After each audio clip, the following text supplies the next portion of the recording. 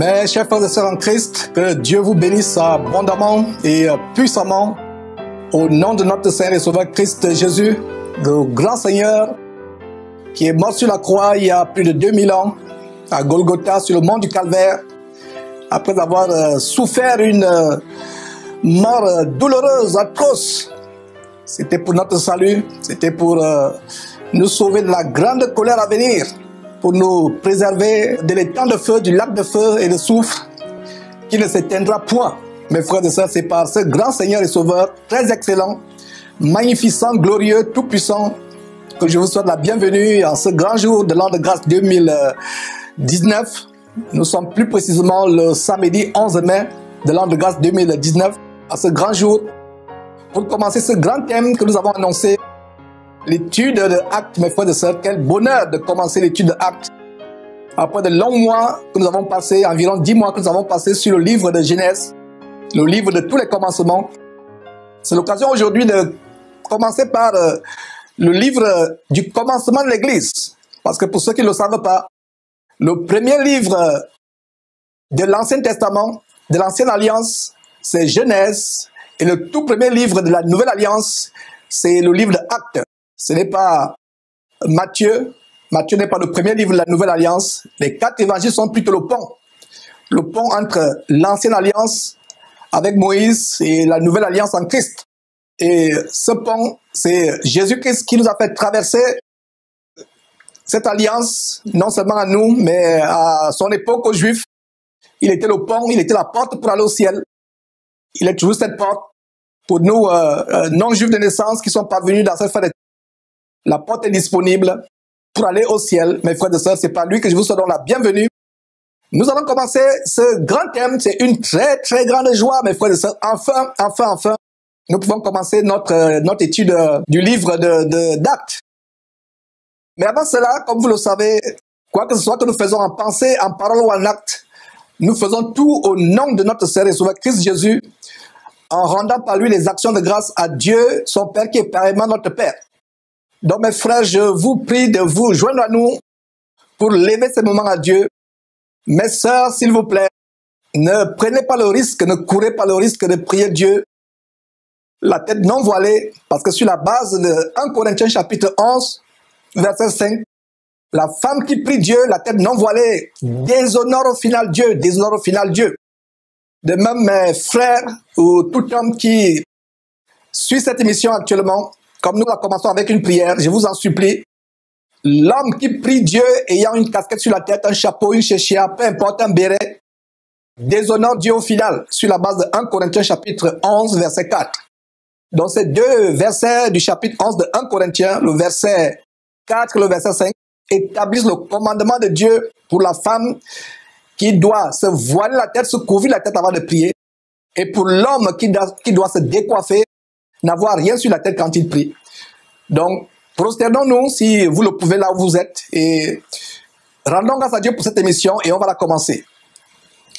Éternel Dieu, quel bonheur de venir encore proclamer la grandeur infinie, incommensurable de ta parole merveilleuse, ta parole sans pareil, inégalable. Nous te remercions, Seigneur Dieu, de ce que tu nous as conservé, le souffle de vie et la santé pour venir faire ce travail. Et à ceux de nos frères et sœurs qui sont malades, Seigneur, nous t'en supplions, aie pitié d'eux, chasse cette maladie qui les a attaqués, ou toute flèche qui a été envoyée par l'ennemi, ou par les démons, Seigneur Dieu, éloigne cette flèche, éloigne toute maladie, Seigneur Dieu, nous t'en supplions. Et que toute personne qui suit cet enseignement, Seigneur Dieu, soit par ta grâce délivrée, par ta grâce guérie, non seulement physiquement, mais spirituellement, mentalement, Seigneur Dieu. Nous te rendons grâce pour toutes les connexions, pour tous les appareils, pour toute la grande préparation, Seigneur Dieu, derrière cette émission. Nous te rendons grâce infiniment pour la couverture avec laquelle tu enveloppes cette émission, la rendant invisible à l'ennemi, Seigneur Dieu, nous t'en supplions. Ne permets pas à l'ennemi de perturber quoi que ce soit, même la moindre connexion, le moindre aspect de cette émission, Seigneur Dieu, ne permet pas, nous t'en supplions. Rends cette émission invisible, ainsi que ce studio, nous t'en supplions, ainsi que les endroits où tes enfants te reçoivent de par le monde actuellement. reçoivent cette parole qui vient de toi. Merci de ce que, Seigneur Dieu, tu vas ouvrir ma bouche comme tu l'as toujours fait, afin que je puisse dire non pas ce que mon intelligence voudrait dire, afin que je puisse dire non pas ce que les gens voudraient entendre, mais que je dise ce que toi-même tu as voulu en cet instant présent. Tu as voulu que je dise, afin que les gens reçoivent instruction, délivrance, enseignement, connaissance, réprimande, correction. Parce que tu as dit que toute écriture est inspirée de toi pour instruire, pour corriger, pour enseigner, pour instruire dans la justice, afin que tout homme ou toute femme soit parfait, complet et prêt pour le retour de notre Seigneur et Sauveur Christ Jésus. C'est par lui, Seigneur Dieu, que je t'ai prié. Amen. Nous commençons donc aujourd'hui, ce samedi 11 mai de l'an de grâce 2019, l'étude verset après verset de ce merveilleux livre de Actes des Apôtres. Donc comme son titre l'indique, mes frères et sœurs, c'est le livre qui donne le récit des actions posées par les premiers disciples de Christ, de comment ils ont marché puissamment avec Dieu, comment Dieu agissait puissamment dans leur vie, faisait des miracles, des choses très grandes, des prodiges, comment ils ont impacté le monde au premier siècle. Et plus intéressant encore, c'est l'établissement de l'Église, d'abord à Jérusalem, et ensuite dans plusieurs autres régions de la terre. De même que Genèse était le livre du commencement de la vie sur terre, le livre d'Actes est le livre du commencement de l'Église de Christ sur terre. Alors dans Actes chapitre 1, mes frères, tournons nos Bibles dans Actes chapitre 1, notez mes frères, ayons la mentalité bérienne, qui consiste sur la base de Actes chapitre 17, verset 21, examinant la parole de Dieu pour voir si ce qu'on vous enseigne est exact. Alors, le verset 1 nous dit ceci. Théophile, j'ai parlé dans mon premier livre, et en passant noter pour vous qui prenez les notes, je vous encourage à prendre les notes. Théophile signifie bien-aimé de Dieu. Donc chaque fois que vous lisez Théophile, ça vient de Théos, Philos, Théos, Philos, Philos qui signifie l'amour, Théos, Dieu. Donc Théophile signifie bien-aimé de Dieu. J'ai lu le verset 1. Théophile, j'ai parlé dans mon premier livre de tout ce que Jésus a commencé à faire et d'enseigner dès le commencement. J'ai parlé. Qui a parlé? Quelle est la réponse à cette question? Qui a parlé? La personne qui écrit en disant « j'ai parlé ». Le verset 1, qu'on vient de lire, nous donne l'indication de l'auteur de ce livre. Il s'agit de Luc. Luc qui avait comme profession médecin. Luc était un médecin. Luc était l'auteur de l'un des 4 évangiles du Nouveau Testament, l'évangile de Luc. Luc fut un fidèle compagnon de Paul, un compagnon d'œuvre, de service, de combat de l'apôtre Paul, faisant chemin ensemble avec lui, comme Colossiens chapitre 4, verset 14 nous le montre. Donc il y a quelques versets, 3 versets, qui nous montrent comment Luc, médecin, était le compagnon de route, le compagnon de mission, le compagnon d'œuvre, de combat de Paul. En Colossiens chapitre 4, verset 14, 2 Timothée chapitre 4, verset 11, et Philémon, chapitre 1, chapitre unique de Philémon, verset 24. Luc était très attaché à Paul, très fidèle à Paul, alors que beaucoup de disciples avaient abandonné Paul et étaient retournés à ce qu'ils avaient vomi. Ils étaient retournés à ce qu'ils avaient vomi, à l'amour du monde, à l'amour des choses terrestres. Ils étaient retournés au monde, aux choses mondaines. Luc resta fidèle. Ce n'est non pas par hasard que c'est à lui, Luc, que Dieu donne de grandes révélations sur comment l'Église s'est établie. Mes frères et sœurs, il y a d'ailleurs un détail qu'on peut lire en 1 Timothée chapitre 4, verset 10 à 11. Notez cela, restons dans Actes, notez pour qu'on gagne du temps.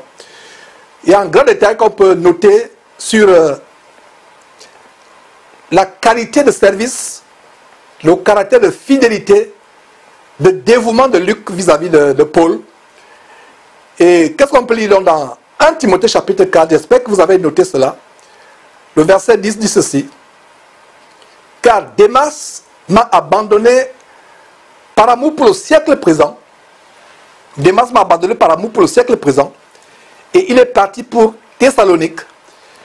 Crescens est allé en Galatie. Tite en Dalmatie. Suivez maintenant le verset 11. Luc seul, regardez, Luc seul, est avec moi. Prends Marc et amène-le avec toi, car il m'est utile au ministère. Donc, voyez comment beaucoup de personnes ont abandonné l'apôtre Paul. Il était arrivé à un moment de sa vie où tous ceux qui sont en Asie l'avaient abandonné. Et dans ce verset de 1 Timothée chapitre 4, plus précisément verset 11, on montre comment Luc seul était resté avec l'apôtre Paul. Voilà, mes frères et sœurs, Luc, l'auteur de ce livre. Ce n'est donc pas surprenant que c'est à un tel disciple dévoué que Dieu a donné la mission d'écrire un grand livre comme le livre des Actes, le premier livre de la Nouvelle Alliance, qui établit le fondement à suivre de l'Église primitive, le modèle de l'Église, qui doit être le même jusqu'à la fin des temps, qui ne doit pas changer. Et outre la fidélité à Dieu et à Jésus-Christ, outre la fidélité à Dieu et à Jésus-Christ, Paul et Luc avaient quelque chose en commun. Qu'est-ce qu'ils avaient en commun? Ils n'avaient pas vu quelque chose, ils n'avaient pas vu le ministère de Jésus physiquement avec leurs yeux. Ils n'avaient pas vu Jésus en la chair. Voilà ce qu'ils avaient en commun. Notez cela, mes frères et sœurs. Outre le fait qu'ils étaient tous fidèles à Dieu, fidèles à Jésus-Christ, ils avaient quelque chose en commun. Ils n'avaient pas été les témoins oculaires du ministère de Jésus-Christ sur terre. Ils n'avaient pas vu Jésus-Christ en la chair. Ils ne connaissaient pas Jésus-Christ physiquement. Ils ne le connaissaient pas selon la chair, ne l'avaient pas vu physiquement. Ils sont devenus des disciples longtemps après, ou du moins bien de temps après la montée de Jésus au ciel. D'ailleurs, Luc précise cela dans l'introduction de son tout premier livre. Regardez au verset 1 qu'on a lu, il parle de son premier livre. Alors, dans ce premier livre qui est Luc chapitre, je ne sais pas si on peut tourner, mes frères et sœurs, à ce livre. Luc chapitre 1. On vous donne le temps d'aller à ce livre pour lire.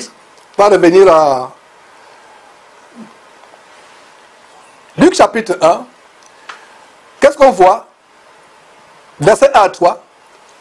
Plusieurs ayant entrepris de composer un récit des événements qui se sont accomplis parmi nous.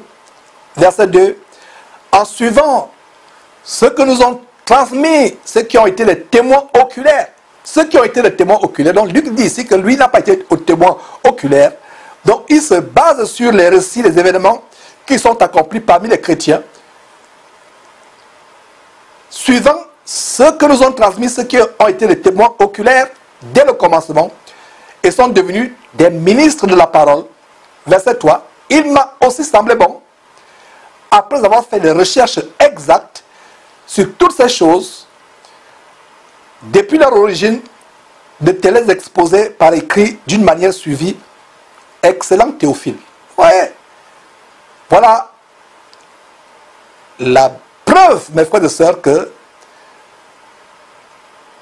Luc est l'auteur de l'évangile de Luc et il est aussi l'auteur du livre des Actes. En passant, bien aimés frères et sœurs en Christ, avez-vous remarqué que le mot Théophile est celui qui est mentionné aussi en introduction au livre des Actes qu'on vient de lire, que je vous ai expliqué, qui signifie bien-aimé de Dieu.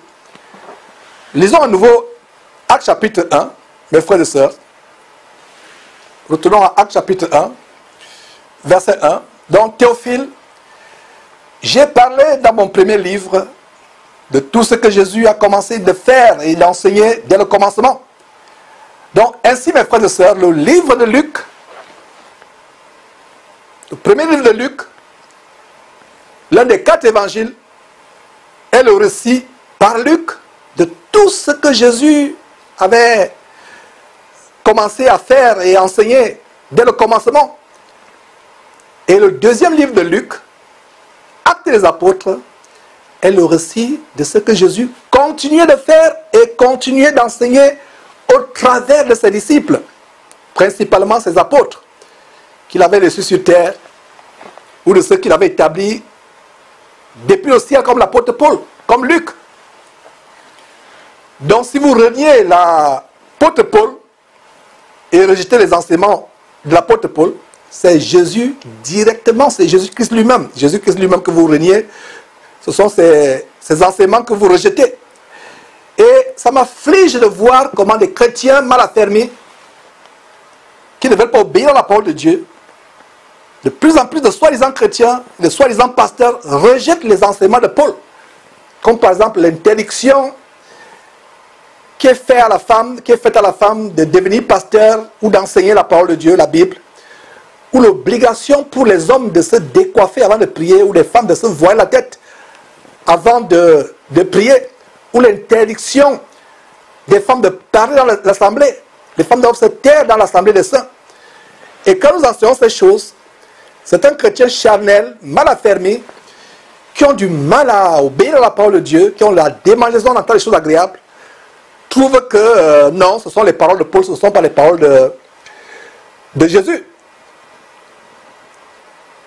Quelle bêtise humaine dans le corps de Christ de dire que nous, on ne croit pas à Paul, on ne croit pas en ces paroles, nous croyons en Jésus.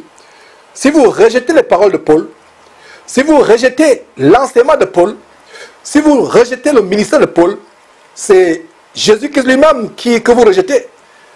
Donc c'est un chrétien qui aime le péché, qui savoure les manifestations de la chair. Quand on leur dit de faire ceci ou cela, ils disent que Paul a dit, je ne suis pas disciple de Paul. Combien de personnes m'ont confronté? Il y a des femmes rebelles, remplies de l'esprit de Jézabel, qui m'ont confronté, ils disent, Georges, nous croyons en Jésus-Christ, nous ne croyons pas en Paul. Si vous rejetez les paroles de Paul, l'enseignement de Paul, c'est au diable que vous croyez. Alors, suivons quelques versets, mes frères et sœurs. Ces versets que nous allons partager, en commençant par 1 Corinthiens chapitre 11, mes frères et sœurs. Ces versets nous montrent clairement que si vous reniez l'apôtre Paul, si vous rejetez l'apôtre Paul, c'est Jésus-Christ lui-même que vous rejetez, que vous reniez. Ce sont les enseignements de Jésus-Christ que vous rejetez. Alors, 1 Corinthiens chapitre 13, verset 11, on va voir quelques versets. 1 Corinthiens chapitre 11, verset 23, pardon, verset 23, excusez-moi. Notez ce verset.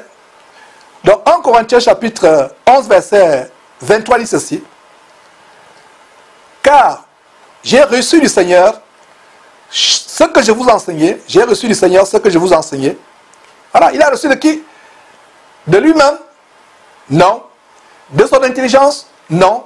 Il a reçu de qui? Du Seigneur. Et voilà les bonnes bases que nous établissons, comme nous nous apprêtons à entrer dans l'étude approfondie, verset après verset, du premier livre du Nouveau Testament, Actes. Voilà les bases sur lesquelles nous allons approfondir, de telle manière que tout ce qui est fait, qui est dit dans le livre de Actes, sachez que ces hommes, comme l'apôtre Paul, étaient établis par Jésus-Christ. Et il dit quoi? Ce que j'ai reçu du Seigneur, ce que je vous ai enseigné. Alors dans Galates chapitre 1, verset 1. On va voir deux passages dans Galates chapitre 1, verset 1. Qu'est-ce que l'apôtre Paul dit? Regardez comment il introduit la lettre qu'il a écrite aux Galates. Regardez, verset 1. Luc chapitre 1, verset 1. Il dit quoi? Paul, pas Luc, excusez-moi. Galates chapitre 1, verset 1. Qu'est-ce que Paul dit? Vous avez sur votre écran, Galates chapitre 1, verset 1. Il dit quoi? Paul apôtre la part des hommes. C'est ce que vous lisez? Paul, apôtre selon le diplôme décerné dans le grand séminaire évangélico-franc-maçonnique d'Oklahoma, de Robert Horrell, le père de l'évangile diabolique de la prospérité. C'est ça? Paul selon l'évangile reçu du séminaire Notre-Dame de Lyon. C'est ça? Paul selon l'ordination des hommes, c'est ça? Non. Galates chapitre 1, verset 1, dit, Paul, apôtre, non de la part des hommes, ni par un homme, mais par Jésus-Christ un, et Dieu le Père. Qui l'a ressuscité des morts? Qui a ressuscité qui? Des morts. Qui a ressuscité Jésus-Christ des morts en passant. Voilà, bon verset qui montre encore que Jésus n'est pas en même temps son propre Père, son propre Fils. Il n'est pas en même temps Dieu le Père et Dieu le Fils. Jésus est à part, Dieu est à part. Parce que nous voyons comment Paul dit, apôtre, non pas de la part des hommes, ni par un homme, mais par Jésus-Christ un, et Dieu le Père deux, qui l'a ressuscité des morts, ressuscité qui est mort, a ressuscité Jésus-Christ. Toujours dans Galates chapitre 1, plusieurs versets plus loin, versets 11 à 12, qu'est-ce que nous lisons? Nous voyons ceci. Je vous déclare, frères, que l'évangile qui a été annoncé par moi n'est pas de l'homme. N'est pas de l'homme. Verset 12, car je ne l'ai ni reçu, ni appris d'un homme, mais par une révélation de Jésus-Christ. Par une révélation de Jésus-Christ. Mes frères et sœurs, donc, toute personne qui me suit, comme je partage ce verset, qui a pensé un jour qu'il peut rejeter les paroles de Paul, rejeter les enseignements de Paul, qu'il se repente en écoutant ces paroles. En écoutant ces paroles. Éphésiens chapitre 3, verset 3, nous continuons à montrer les versets qui établissent le fait que l'apôtre Paul ne parlait pas de lui-même. Il n'a pas établi lui-même son ministère. De lui-même. Il ne s'est pas levé un jour pour dire que ok, je vais un peu imiter Pierre, je vais imiter... je vais voir enseigner un peu. Moi aussi, je vais aussi enseigner. Parce que pourquoi les gens les suivent? Pourquoi les gens ne me suivent pas moi? Il faut aussi que les gens me suivent. Donc moi aussi, je vais commencer à enseigner. Non. Ce n'est pas comme ça. Ce n'était pas sa motivation. Il a été établi par Jésus-Christ. Il a été appelé, mes frères et sœurs. Alors, qu'est-ce que nous voyons dans Éphésiens chapitre 3, verset 3?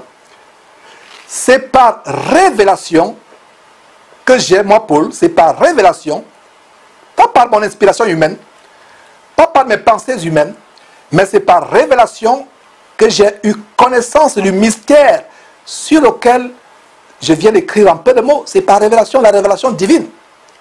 Alors mes frères, continuons à Actes chapitre 9, acte qui fait l'objet, qui fera l'objet de notre étude les quelques mois qui vont suivre. Lisons Actes chapitre 9, versets 15 à 16. Pendant que nous allons à ce chapitre 9 de Actes, je vous rappelle le background de l'histoire. Paul était un pharisien tellement zélé, docteur de la loi, un homme éminent dans le peuple. Parmi le peuple, très éminent, très influent. Il pensait faire du bien en persécutant les disciples de Jésus-Christ. Les chrétiens, à cette époque-là, avaient une peur de Paul. Ils s'enfermaient dans les maisons. Et Paul, avec le pouvoir qu'il avait reçu des chefs du peuple, entrait dans les maisons, dans les synagogues, là où les chrétiens pouvaient se camoufler, se cacher, les arrachait des maisons et les livrait.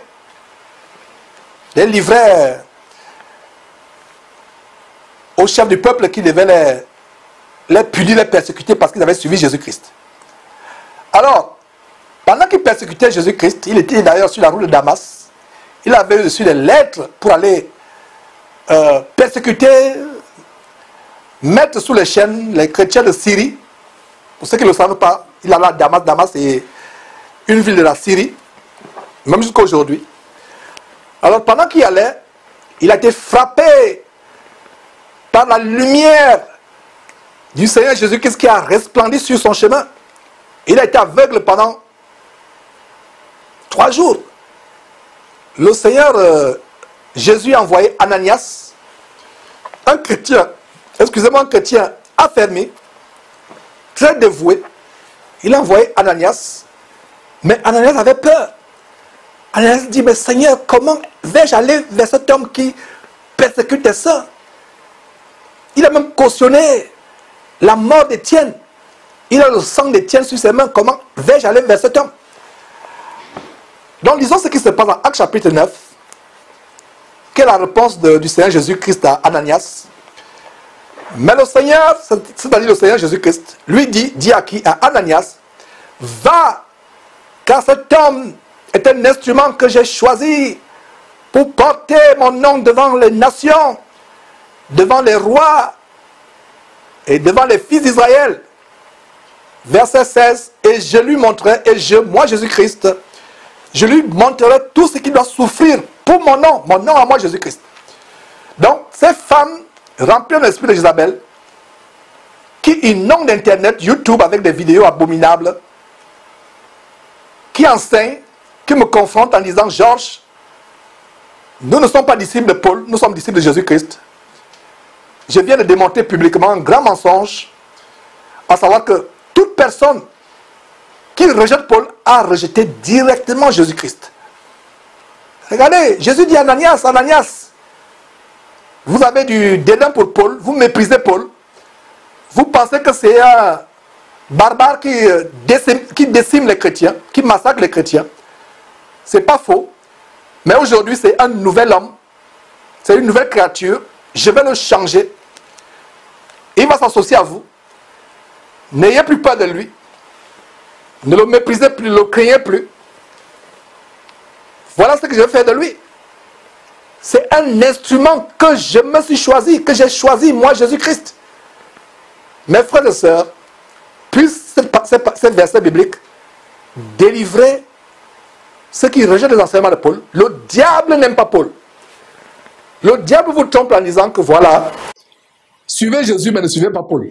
Mais qu'est-ce que le diable est en train de faire? Le diable est en train de vous dire que si vous suivez Jésus et que vous rejetez Paul, c'est que vous ne suivez pas Jésus. Est-ce que vous avez compris? Donc si toi, chère dame, cher monsieur, tu me suis, qui a eu cette pensée de rejeter les enseignements de Paul pour suivre Jésus-Christ, repens-toi au nom de Jésus-Christ et comprends que si tu rejettes Paul, tu n'as pas Jésus-Christ. Paul a dit aux femmes de cette terre dans les assemblées, Paul a dit que la femme ne peut pas enseigner la Bible. Paul dit que les femmes doivent s'habiller de manière modeste. On le déteste, on dit non, Paul, tu n'es pas mon Seigneur, tu n'es pas mort pour moi. Il y a des vidéos sur Internet qui sont à ce sujet.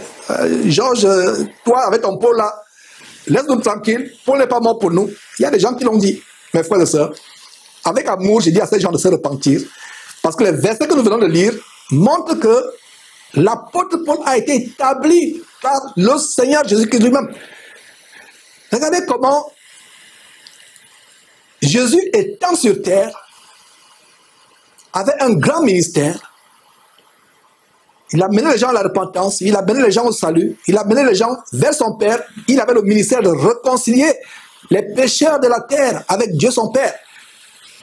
Ce ministère continue à travers les disciples de Jésus. Qu'est-ce que vous et moi nous sommes? Et au temps de Paul, ce ministère continuait. Ce ministère continuait. Donc mes frères, voilà ces versets qu'on a vus qui montrent comment l'apôtre Paul a été établi par Jésus-Christ lui-même. Cet apôtre que beaucoup de chrétiens n'aiment pas aujourd'hui. Et d'ailleurs, au temps de l'apôtre Paul, beaucoup ne l'aimaient pas, beaucoup l'avaient abandonné. Et en passant, j'ai donné 1 Timothée chapitre 4 à 10 pour montrer comment Démas avait abandonné Paul. C'est plutôt 2 Timothée chapitre 4, 2 pas 1 Timothée, mais 2 Timothée chapitre 4 verset 10 à 11 pour montrer comment Luc seul était resté avec Paul. Démas l'avait abandonné, beaucoup de gens l'avaient abandonné. Et cela nous montre comment, même aujourd'hui, ça ne date pas d'aujourd'hui, ces gens qui rejettent Paul, au temps de Paul, beaucoup de gens l'avaient rejeté. Quand vous vous élevez pour prêcher l'évangile de la repentance, l'évangile de renoncer au péché, de la haine du péché, le diable n'aime pas cet évangile. Certains chrétiens, entre guillemets, n'aiment pas cet évangile. Donc, revenons à ce que je disais. L'évangile de Luc est le récit de ce que Jésus qui avait commencé à faire et à enseigner dans son corps physique quand il était sur terre. Le livre Actes des Apôtres, toujours écrit par Luc, est le récit de ce que Jésus-Christ continuait de faire et d'enseigner. De faire et d'enseigner depuis le ciel au travers de son corps spirituel qui est l'Église, dont il est la tête. Notez les deux aspects de la pratique de Jésus-Christ. Notez très bien les deux aspects de la pratique de Jésus-Christ. Faire et enseigner. Regardez, il faisait et ensuite il enseignait. Jésus n'a pas commencé d'abord à enseigner et ensuite de faire. Bien au contraire, il a d'abord fait, se donnant comme un exemple, un modèle à suivre, et ensuite il a enseigné. Nous devons pratiquer, mes frères et sœurs, nous devons pratiquer ce que nous prêchons. Comme les gens disent, fais ce que je prêche, mais ne fais pas ce que je fais. Jésus était un modèle en parole et en action. Il était un modèle en prédication et en comportement, en manière d'agir et de réagir. Donc nous devons pratiquer ces deux aspects, faire et enseigner, pratiquer ce que nous prêchons.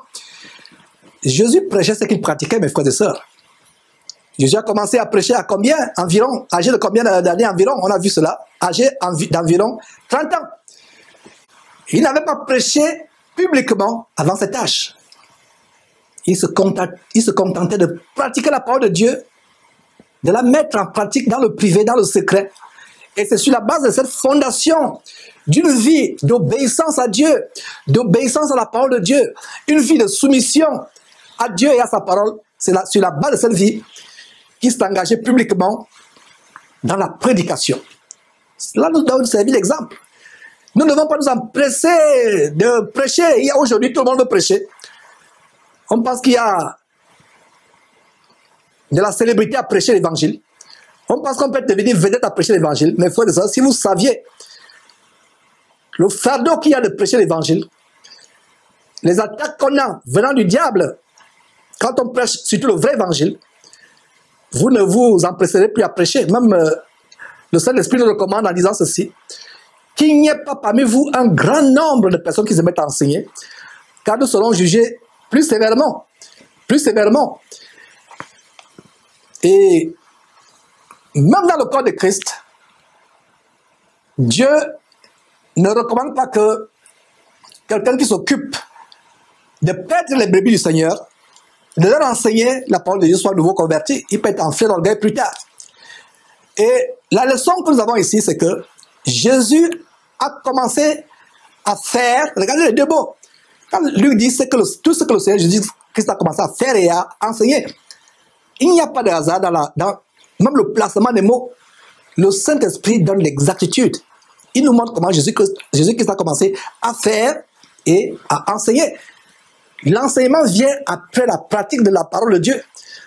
Nous devons nous-mêmes commencer à la pratiquer par une vie d'obéissance, de soumission à Dieu avant d'enseigner. Alors, relisons le verset 1. À nouveau, regardez, rien que le verset 1 nous montre des grandes vérités.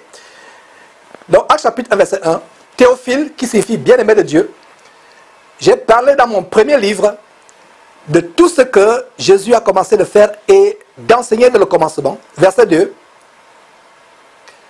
jusqu'au jour où il fut enlevé au ciel, après avoir donné ses ordres par le Saint-Esprit aux apôtres qu'il avait choisis. Il y a une grande révélation dans ce verset 2. Même Jésus-Christ étant sur terre, opérait par la puissance du Saint-Esprit. Il opérait, il faisait tout par la puissance du Saint-Esprit. Verset 3. Après qu'il eut souffert, il leur apparut vivant. Dans son corps ressuscité, il leur apparut vivant. Il avait un merveilleux corps, un corps qui ne pouvait plus être retenu par les obstacles physiques, par les éléments de la nature, un corps qui ne pouvait plus être affecté, atteint ou détruit par les éléments de la nature.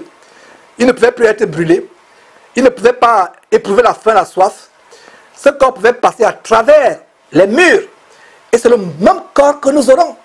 Nous devons languir après ce corps, le merveilleux corps de Jésus-Christ. Dans son corps ressuscité, il est apparu vivant en leur donnant plusieurs preuves. En leur montant à eux dans son corps ressuscité. Quand je vois la peine que les gens se donnent aujourd'hui à arranger leur corps, à soigner leur corps, ils se font des injections aux lèvres, ils se font des injections aux fesses, aux cuisses, au ventre, aux joues. Et cela est d'ailleurs même lamentable parce que plus tard, vous ne ressemblez plus à un être humain, vous ressemblez à un animal ou à un monstre. Mais les gens se donnent la peine, la liposuction, la chirurgie esthétique. Ils s'injectent du botox, ils font tout. Ils se décapent la peau pour avoir un meilleur corps.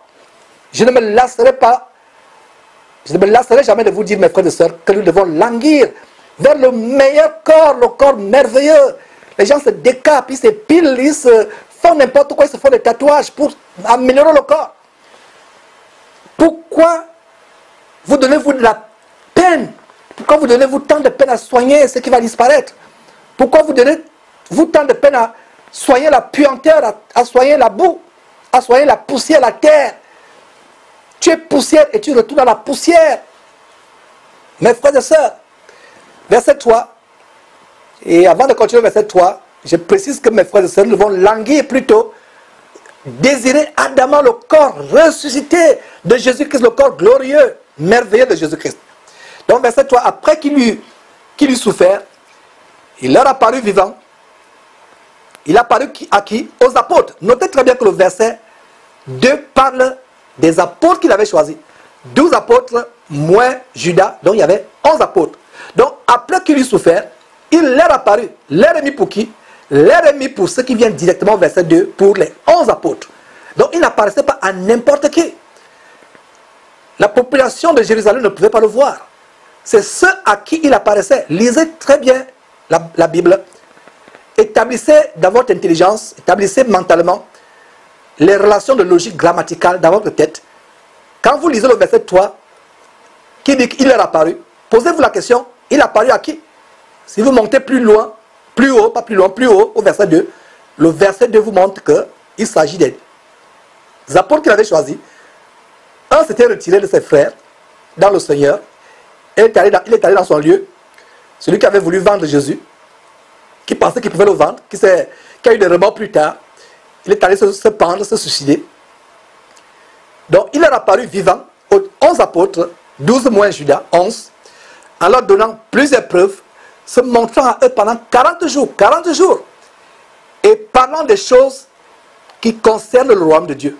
Regardez mes frères et sœurs, même après la résurrection, Jésus continue à enseigner ses apôtres. Il enseigne à ses apôtres la parole de Dieu. Pendant 40 jours, il leur enseigne les choses concernant le royaume de Dieu. Verset 4.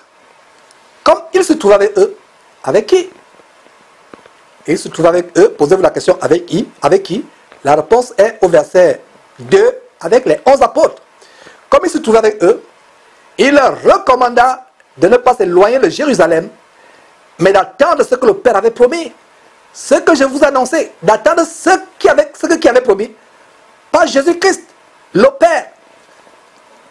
Leur dit-il, regardez, voilà un bon verset qui montre également la différence, la distinction entre Jésus-Christ et Dieu son Père. Jésus-Christ n'est pas en même temps Dieu son Père et Dieu son Fils. Si vous croyez à un tel Jésus, vous croyez à un Jésus démoniaque, vous croyez au Jésus au Jésus de Yonggi-sho, de la 4e dimension, au Jésus bouddhiste, des mystères orientaux. Mes frères et sœurs, vous voyez comment Jésus leur parle de la promesse du Saint-Esprit que le Père, son Père avait promis.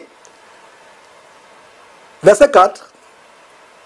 À nouveau, comme il se trouvait avec eux, il leur recommanda de ne pas s'éloigner de Jérusalem, mais d'attendre ce que le Père avait promis. Ce que je vous ai annoncé, leur dit-il, verset 5, car Jean a baptisé d'eau, mais vous, dans peu de jours, vous serez baptisés du Saint-Esprit. On va marquer du temps dans ce verset, mes frères et sœurs, un peu de temps. Avant de commencer leur ministère, et d'être le véritable témoin de Jésus-Christ à travers le monde, les apôtres devaient être remplis du Saint-Esprit par lequel ils devaient opérer. Exactement comme Jésus-Christ lui-même a opéré par la puissance du Saint-Esprit, comme on vient de le lire au verset 2 de ce chapitre, au verset 2 de ce chapitre. Donc Jésus est en train de reprendre la prophétie de Jean-Baptiste en Matthieu chapitre 3 verset 11. Jean-Baptiste qui dit, moi je vous baptise d'eau pour vous amener à la repentance, mais celui qui vient après moi est plus puissant que moi. Jean-Baptiste parlait de Jésus-Christ. Je ne suis pas digne de porter ses souliers. Lui, il vous baptisera du Saint-Esprit et du feu. Vous pouvez aussi lire dans Marc chapitre 1, verset 8. Et Luc chapitre 3, verset 6. Mes frères, je vous baptise donc pour vous amener à la repentance. Jean-Baptiste parlait. Et qu'est-ce qui se passe aujourd'hui? Beaucoup de chrétiens languissent plutôt après le baptême d'eau. Ce n'est pas mauvais. Le baptême d'eau, c'est un bon départ parce que le baptême d'eau signifie la repentance. Le baptême d'eau, c'est le symbole que vous êtes enterré avec Christ en ce qui concerne votre vie passée. Quand vous sortez des eaux du baptême, vous êtes une nouvelle créature. C'est pour cela que c'est lamentable et affligeant de voir des chrétiens qui sont baptisés. Ils vont dans le baptême. On a fait une émission sur la porte ouverte pour l'enfer de Mulhouse, cette abominable église de Mulhouse en France. Un documentaire d'ailleurs fait par la télévision française. Comment des personnes viennent se baptiser. Des femmes viennent se baptiser avec des pantalons serrés qui montrent toutes leurs courbes, le ventre nu dehors. Et justement, juste pour l'instant, pour l'intermède, les quelques minutes du baptême, on leur fait enlever le pantalon abominable qui montre les courbes, on fait enlever le t-shirt qui montre le ventre, le nombril d'une femme. Même pour un homme, ce serait malséant de s'habiller ainsi. Donc on leur donne une robe blanche, juste pour le baptême, et quand le baptême finit, ils remettent leur pantalon, ils remettent leur t-shirt qui montre le ventre. Le baptême signifie que quand vous vous baptisez, quand vous sortez les eaux du baptême, vous devez choquer votre entourage. Vous devez choquer vos voisins, vos collègues de travail, vos camarades de classe. Les gens dans votre entourage doivent dire, mais qu'est-ce qui s'est passé? Voici à quoi je pense quand on parle de baptême d'un chrétien. Imaginez-vous que quelqu'un vient vous dire qu'il s'est baptisé, les mêmes mensonges, la même jalousie, la même haine, les mêmes convoitises, le même amour du monde, la même manière de s'habiller comme une prostituée. Si un camion, quelqu'un vient vous dire qu'il a été écrasé par un camion qui roulait il a été cogné par un camion qui roulait à 1000 km à l'heure, vous lui demandez, le camion t'a vraiment cogné? Tu lui dis oui, le camion m'a cogné. Il n'y a même pas eu de gratinure. D'abord, le fait qu'il vienne vous le dire, c'est un problème. C'est un problème.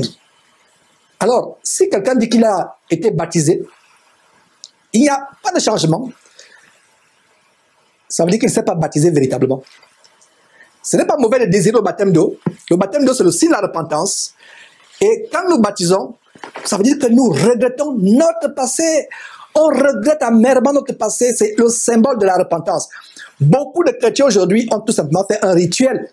Ils ne sont pas baptisés. Il y a des gens qui me disent, Georges, on veut être baptisé. Et parmi ceux qui disent, Georges, on veut être baptisé, quand vous discernez, il n'y a pas de changement de vie. Il n'y a pas de désir de devenir une nouvelle personne. Il n'y a pas de désir de vivre la repentance. Et c'est un problème. Et je l'exhorte, mes frères et sœurs, afin que nous sachions que la décision de se baptiser est tellement importante. Avant de se baptiser, nous devons prendre cette décision au sérieux. On ne se baptise pas 2 fois, 3 fois, sauf si vous avez été baptisé par une femme, parce qu'une femme ne peut pas baptiser qui que ce soit.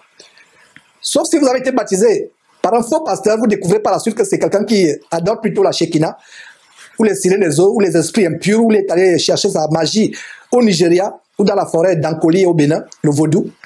Si vous découvrez cela, vous devez vous repentir, demander pardon à Dieu pour votre ignorance, pour votre manque de discernement, et chercher à vous rebaptiser. Mais si quelqu'un se baptise véritablement en Christ, il n'aura plus à se rebaptiser une deuxième fois. Pour ceux qui sont baptisés comme les catholiques qui se baptisent en se mettant quelques gouttes d'eau sur le front, vous devez reprendre votre baptême. Parce que ce n'est pas un baptême cela. Le baptême est important. Ce n'est pas mauvais de désirer le baptême. Mais ce qui m'afflige, c'est que beaucoup de chrétiens avec qui je suis en contact recherchent seulement le baptême d'eau. Ils recherchent le baptême d'eau seulement. Excusez-moi. Ils recherchent le baptême d'eau et ils ne pensent même pas au baptême du Saint-Esprit. Regardez ce que le prophète, je vais dire le serviteur de Dieu, Jean dit, lui, contrairement à moi qui vous ai baptisé, moi Jean-Baptiste qui vous ai baptisé avec de l'eau, il vous baptisera du Saint-Esprit et du feu. Donc, le Saint-Esprit est plus important que le baptême d'eau. Recherchez le baptême du Saint-Esprit. Recherchez-le. Il y a une sœur qui dernièrement me disait, mes frères, vraiment, j'avais tellement cherché, demandé, prié Dieu que je me suis découragé. Je ne priais même plus. J'ai dit, oh ma sœur, tu as fait une terrible erreur. Continuez à demander le Saint-Esprit et les manifestations du Saint-Esprit, telles que le parole en langue, la prophétie, tous les dons du Saint-Esprit. Continue à les demander jusqu'à ce que tu les reçoives. S'il y a quelque chose qui doit préoccuper les prières d'un chrétien, matin, midi, soir, c'est qu'il soit rempli du Saint-Esprit. Regardez comment, de manière solennelle, Jésus dit à ses disciples d'aller attendre ce que Dieu a promis. D'aller attendre. Parce que c'était tellement important. Il devait attendre de manière solennelle ce que Dieu avait promis. C'est une parenthèse que je voulais ouvrir. C'est bien de languir après le baptême d'eau. C'est bien de désirer ardemment le baptême d'eau. Mais ne désirez pas le baptême d'eau sans passer par la repentance. Premier point. Deuxième point, s'il vous plaît. S'il vous plaît, deuxième point. Désirez ardemment le Saint-Esprit. Le baptême d'eau n'est que le symbole de votre vie de repentance. Alors que le baptême dans le Saint-Esprit, c'est la puissance par laquelle vous allez faire votre ministère si vous êtes un homme. Ou vous allez agir dans votre foyer, dans votre vie de tous les jours si vous êtes une femme. Laissez-moi vous comparer l'homme qui est baptisé d'eau mais qui n'a pas le Saint-Esprit. Le baptême d'eau, c'est comme une batterie qui a été fabriquée. Parce que quand il y a un baptême d'eau, sans baptême d'eau, il n'y a pas de batterie. Donc le baptême d'eau est comme la carapace de la batterie. Et le baptême du Saint-Esprit est comme la puissance qu'on met dans cette batterie par les éléments qui font cette puissance électrique dans la batterie. Donc, beaucoup de chrétiens baptisés sans le Saint-Esprit, baptisés d'eau tout simplement, mais qui n'ont pas le Saint-Esprit, sont comme une batterie vide, qui n'a rien, qui n'a pas de puissance énergétique, de puissance électrique à l'intérieur. À quoi vous sert d'avoir une batterie si vous n'avez pas de puissance? Vous êtes baptisé d'eau, c'est bien, la batterie est là, mais la batterie n'est pas chargée. La batterie n'a pas les éléments de l'énergie. La batterie n'a pas le potentiel électrique à l'intérieur. Est-ce une batterie qui peut fonctionner? Pouvez-vous aller loin avec cette batterie? Peut-elle même faire démarrer la voiture? Voilà comment beaucoup de chrétiens n'arrivent pas à démarrer dans leur vie chrétienne. Parce que bien qu'étant baptisés d'eau, ayant une batterie, mais cette batterie n'a rien à l'intérieur. Alors, après le baptême d'eau, mes frères et sœurs, rendez grâce d'abord à Dieu de ce qu'il vous a permis d'être baptisé d'eau, d'avoir cette batterie. Mais une batterie sans énergie, sans électricité à l'intérieur, ne sert à rien. Il n'y a pas de lumière dans votre vie. Il n'y a pas de mouvement d'action, d'engagement dans votre vie. Votre marche en Christ ne bouge même pas. Vous faites le surplace pendant des années. Bien qu'il y ait cette batterie, qui est le baptême, mais c'est une carapace que vous avez tout simplement. Recherchez ce qui est plus grand. Recherchez la puissance du Saint-Esprit, la puissance d'en haut. Les disciples de Jésus qui étaient baptisés, Jésus lui-même fut baptisé. Regardez ce qui se passe avec Jésus-Christ. Quand il est baptisé par Jean dans le Jourdain, qu'est-ce qui se passe? Automatiquement, le Saint-Esprit descend sur lui. Regardez en Actes chapitre 1, ce chapitre qui fait l'objet de notre étude aujourd'hui, au verset 2, comment Luc nous montre comment Jésus opérait par la puissance du Saint-Esprit. Imaginez-vous ce qu'aurait été la vie de Jésus sans cette puissance du Saint-Esprit en lui.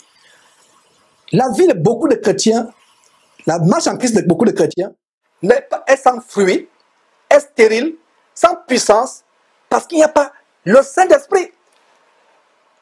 J'espère que ces paroles que je donne, des paroles d'encouragement, vont vous booster, vont vous galvaniser, vont vous motiver à rechercher le baptême du Saint-Esprit. Le baptême du Saint-Esprit. Mes frères et sœurs, le baptême d'eau n'est pas mauvais, mais le baptême du Saint-Esprit est meilleur encore. Le baptême d'eau fait de vous quelqu'un qui a une carapace, une batterie qui n'est pas chargée. Le baptême du Saint-Esprit fait de vous quelqu'un qui a la batterie, mais cette batterie est chargée. Il peut s'éclairer dans l'obscurité et avoir le discernement qu'il y a un serpent qui marche là parce qu'il y a l'éclairage du fait de cette batterie.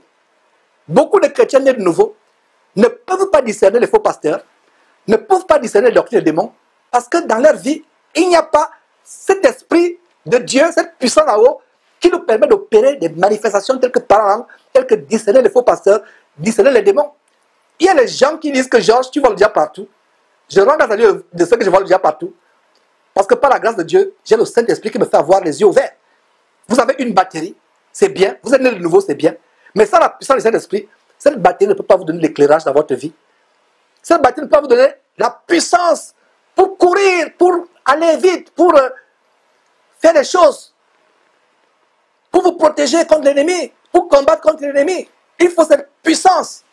J'espère que cette parole va vous galvaniser, va vous encourager à rechercher ardemment la puissance du Saint-Esprit. Alors, mes frères et sœurs, verset 5, car Jean a baptisé d'eau, mais vous, dans peu de jours, vous serez baptisés du Saint-Esprit. Donc, ces gens devaient d'abord être baptisés du Saint-Esprit avant de commencer leur ministère. Mon frère, tu ne peux pas commencer ton ministère sans être baptisé du Saint-Esprit, sans avoir l'assurance que tu as le Saint-Esprit. Donc, Jésus leur recommande, comme nous voyons ici, de ne pas s'éloigner de Jérusalem, mais d'attendre ce que le Père avait promis. Ils devaient attendre. Est-ce qu'il n'y avait pas un grand besoin spirituel à Jérusalem à l'époque? Il y avait un grand besoin. Est-ce qu'il n'y avait pas des âmes qui mouraient chaque jour? Parce qu'il n'y avait personne pour leur prêcher la repentance par Jésus-Christ. Bien sûr, mais malgré cela, Jésus leur dit d'attendre. Même s'il y avait un besoin spirituel, une soif spirituelle à Jérusalem à ce temps-là, même si les gens mouraient à Jérusalem, Jésus leur dit d'attendre. Il fallait que les apôtres attendent le temps de Dieu, le feu vert de Dieu. Cela me rappelle une conversation, je crois par WhatsApp, que j'ai eue avec une sœur en Christ de l'Afrique de l'Ouest, qui me disait, frère Georges, je sais qu'une femme ne peut pas enseigner, je sais que la femme ne doit pas enseigner, mais je dois évangéliser, je suis obligé d'évangéliser, car il y a des gens dans mon village, dans ma région, dans les villages avoisinants, qui ont soif de l'évangile, mais il n'y a personne, il n'y a aucun homme pour évangéliser, alors je dois évangéliser. Mes frères et sœurs, quand Dieu dit d'attendre, vous ne pouvez pas, les gens du monde dans cet adage, on ne peut pas être plus royaliste que le roi. Dieu se soucie de son église mieux que nous-mêmes. Mieux que nous-mêmes. Il y a un temps pour tout. Beaucoup de chrétiens bien de foi font des choses par émotion, selon la chair. Et l'église a besoin d'aide, on accourt. Attendons le feu vert de Dieu. Quand les gens ont besoin d'évangélisation, on pense, selon son intelligence, on accourt, sans avoir le feu vert de Dieu. Si les apôtres, mes frères et sœurs, ces apôtres avaient désobéi, ces 11 apôtres avaient désobéi à Jésus, et si, au lieu d'aller attendre patiemment à Jérusalem la puissance du Saint-Esprit, ils s'étaient précipités à aller annoncer par tout l'évangile, oh mes frères et sœurs, quelle perte! Ça aurait été du vent. Ils n'auraient rien accompli, absolument rien.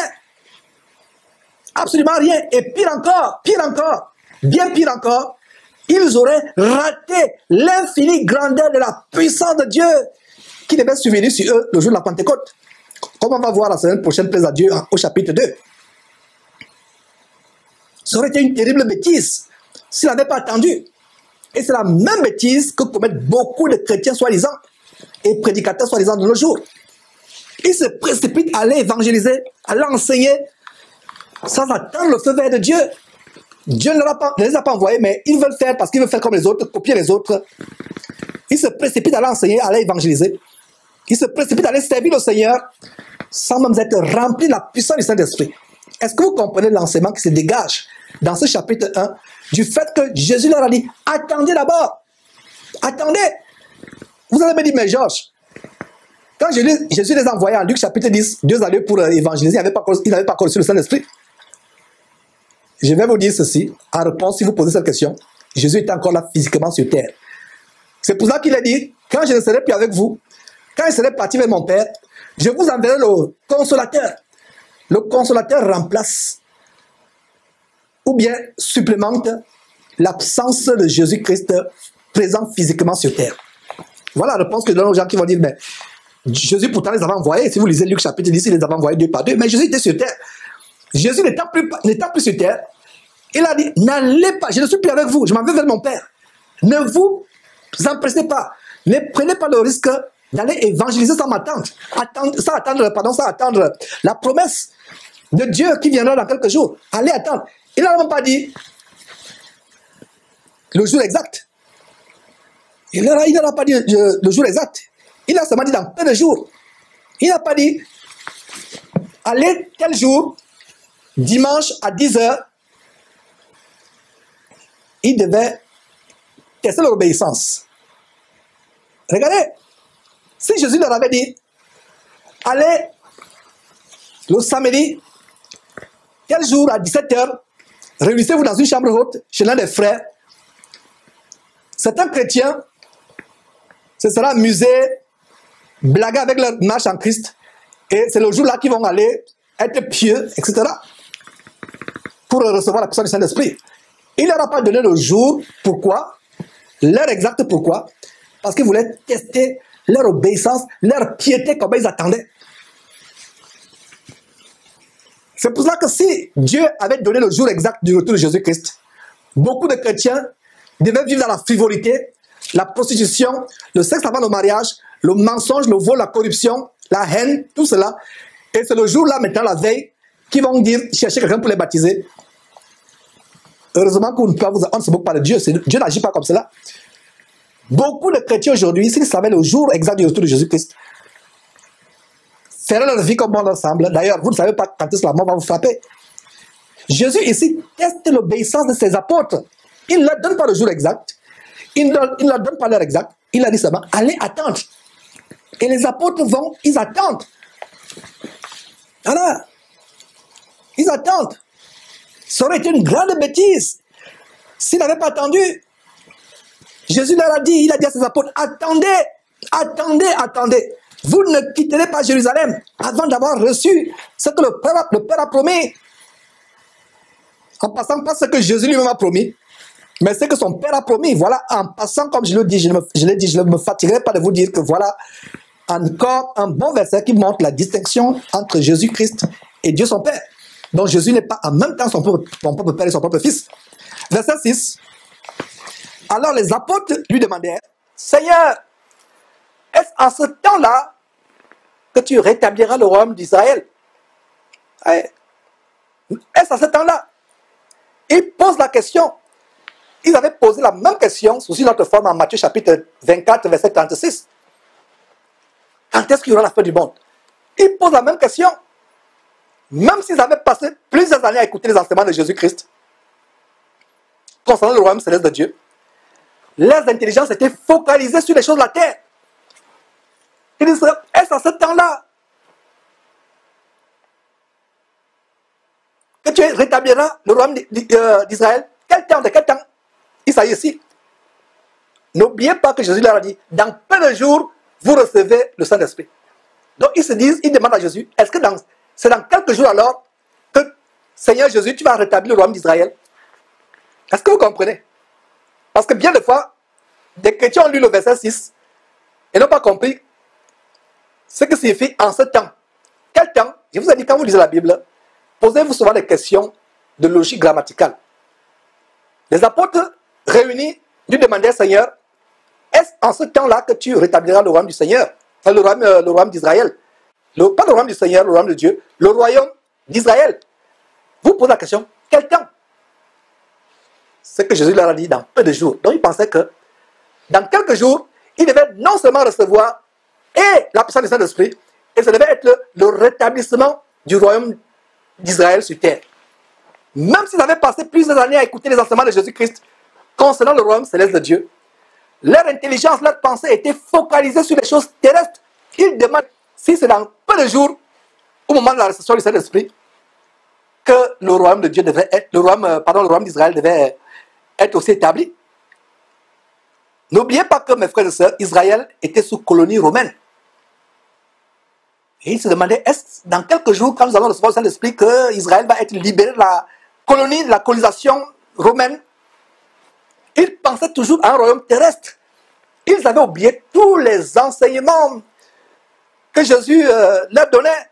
Ils avaient oublié comment Jésus leur recommande en Matthieu chapitre 6, verset 19 par exemple. Ne vous amassez pas les trésors sur la terre, ne pensez pas aux choses de la terre.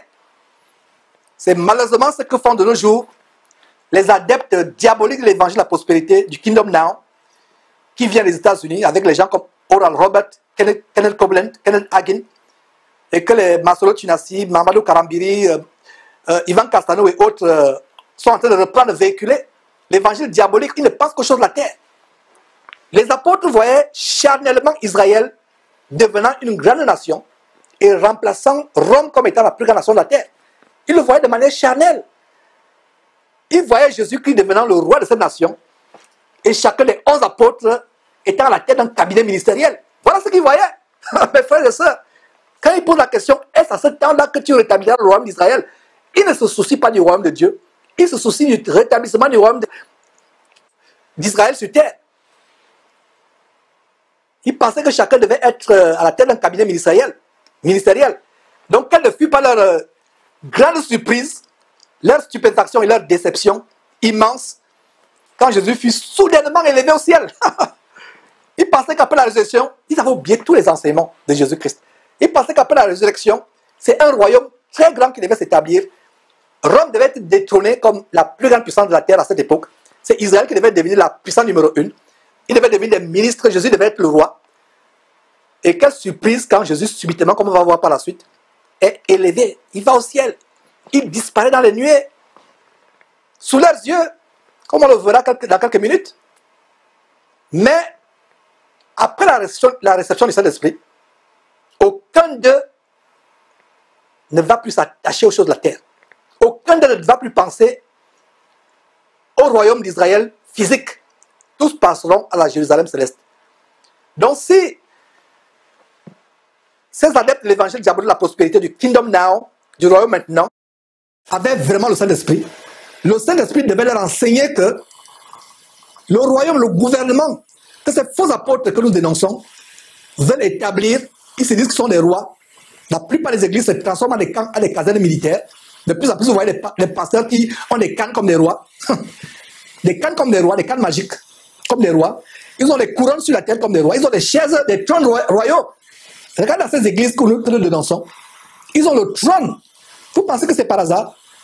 Ils ont mangé à un évangile diabolique.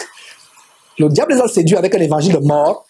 L'évangile qui leur montre qu'ils peuvent être des rois sur terre. Ils ont des gardes-corps.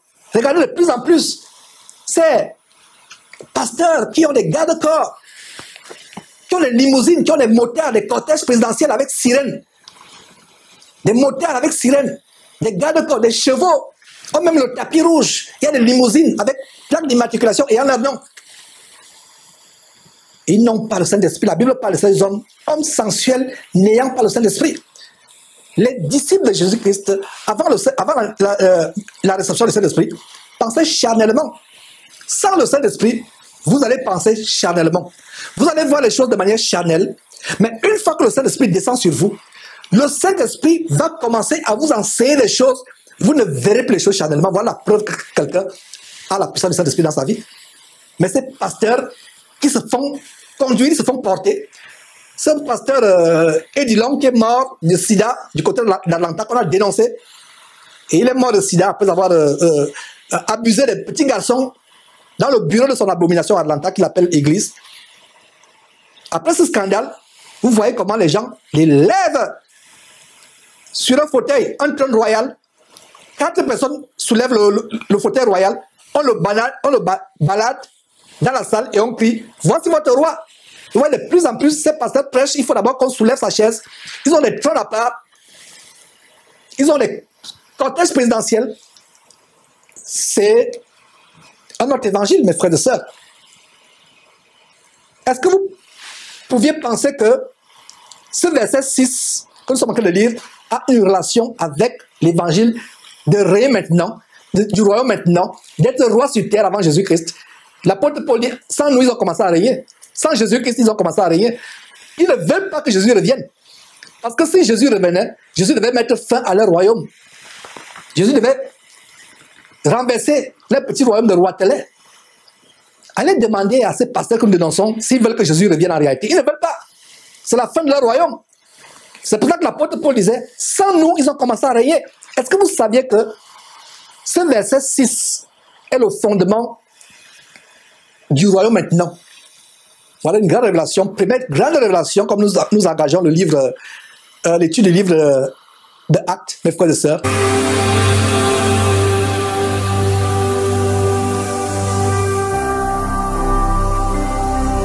Jésus-Christ TV, vous connaîtrez la vérité et la vérité vous affranchira.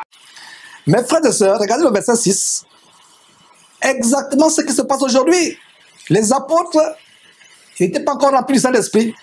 Ils se focalisent sur le royaume terrestre d'Israël, sur la royauté d'Israël. Ils avaient carrément oublié ce que Jésus leur a enseigné. Il n'y a rien de nouveau sous le soleil. Près de 2000 ans après, les chrétiens, soi-disant aujourd'hui, pseudo-chrétiens, se focalisent sur le royaume terrestre.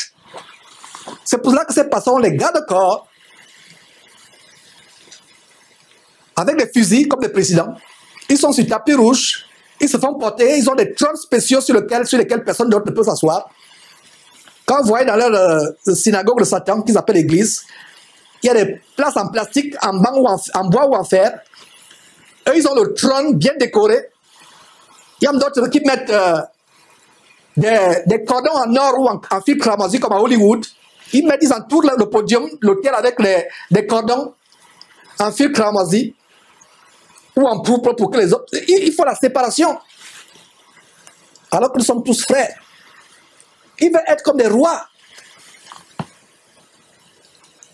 Voilà comment, au verset 6 de Actes chapitre 1, sur votre écran, les apôtres de Jésus ont failli céder à l'évangile diabolique de la prospérité.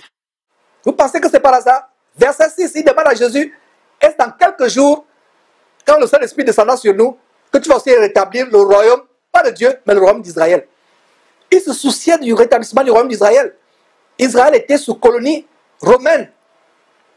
Ils avaient marre d'être sous la domination de César et de ses gouverneurs. Pilate et autres, Hérode, n'était qu'un sbire de Rome. Donc ils voulaient se débarrasser de la domination romaine. Alors ils pensent que le royaume devait être physique.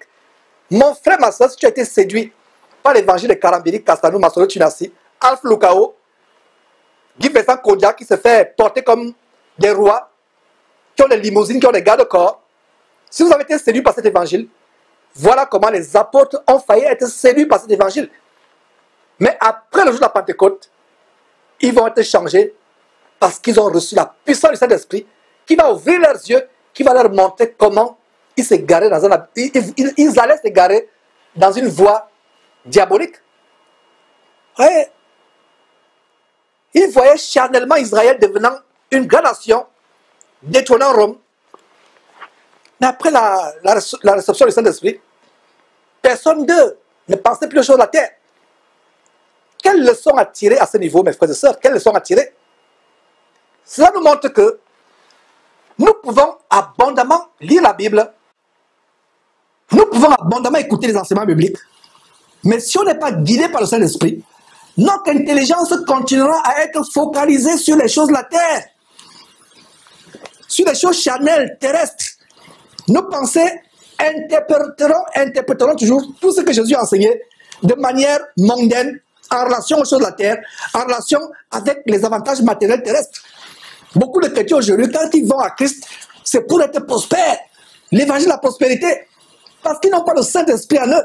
Quand le Saint-Esprit entre dans le corps de quelqu'un, dans la vie de quelqu'un, il t'ouvre les yeux, tu ne verras plus le Seigneur Jésus-Christ comme un moyen d'être riche, comme un moyen d'être ministre des Finances dans ton pays, comme un moyen d'avoir des grands business, des grandes affaires pour être un grand homme d'affaires. Quand le Saint-Esprit entre dans ta vie, tu ne vas plus continuer à interpréter la parole de Dieu, les enseignements de Jésus de manière charnelle, mondaine, terrestre. Est-ce que vous voyez pourquoi l'évangile inspiré par le Saint-Esprit n'est pas répandu aujourd'hui? Est-ce que vous voyez pourquoi l'évangile diabolique de la prospérité est répandu? Parce que les gens vont à Christ de manière charnelle. Christ est venu faire de nous les rois. Bien-aimé, je sens que tu prospères à tous égards. 3 Jean 2. Mais ils oublient la dernière partie de ce verset. Comme prospère l'état ton âme. Notre prospérité est en fonction de comment notre âme prospère, remplie par la parole de Dieu. Une âme transformée, renouvelée, qui ne pense plus aux mauvaises choses, qui n'a plus les soupçons dans le cœur, qui n'a plus les mauvaises pensées, les pensées de haine, de meurtre dans le cœur. Une âme renouvelée. Voilà la leçon à tirer. Je reprends cette leçon pour vous qui prenez les notes. La grande leçon, sur la base du verset 6, ils sont devant Jésus-Christ. Jésus-Christ est en train de leur parler. Ils pensent que Jésus sera le roi dans quelques jours. Le royaume d'Israël va s'établir. Ils seront la tête des cabinets ministériels. Je reprends mes frères et sœurs pour vous qui prenez les notes. Je vous encourage à prendre les notes. Le verset 6 nous montre que quelqu'un peut avoir abondamment d'enseignements bibliques. Ils étaient abondamment enseignés par Jésus-Christ. Quelqu'un peut abondamment lire la Bible, écouter les enseignements bibliques.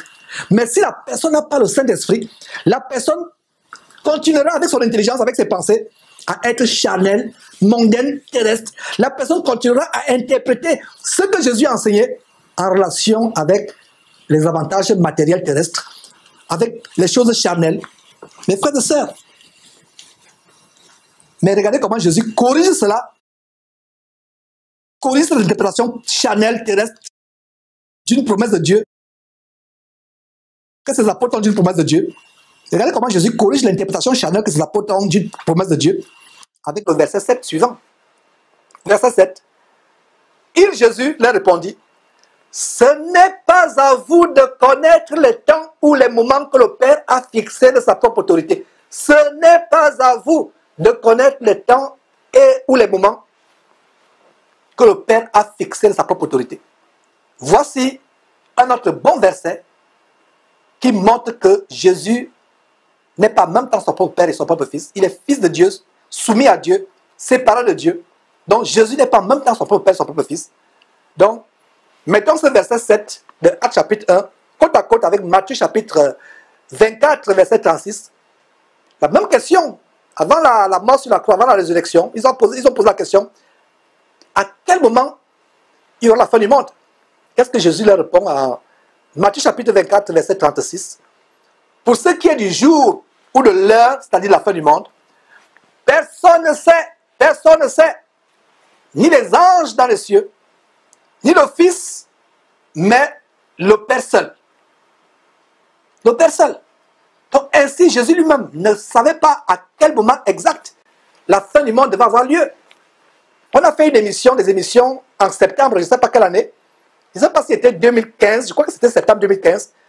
Il y avait toute une vague de révélations comme quoi la fin du monde devait avoir lieu en septembre 2015.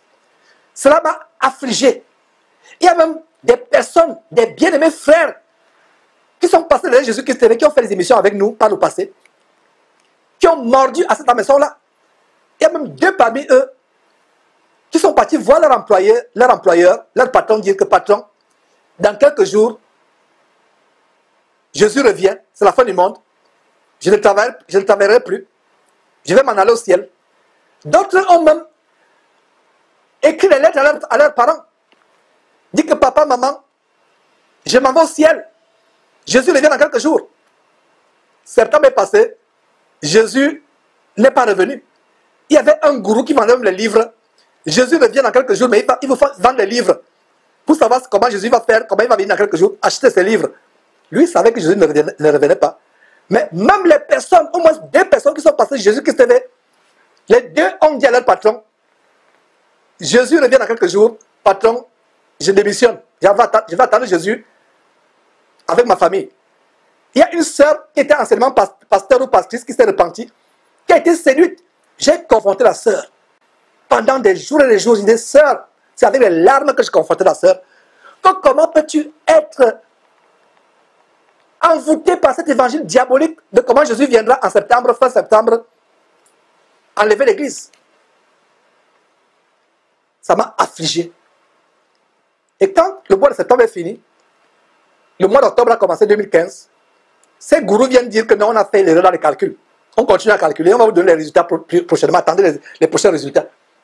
Et entre-temps, ces personnes avaient déjà dit à leur patron, Jésus revient dans quelques jours.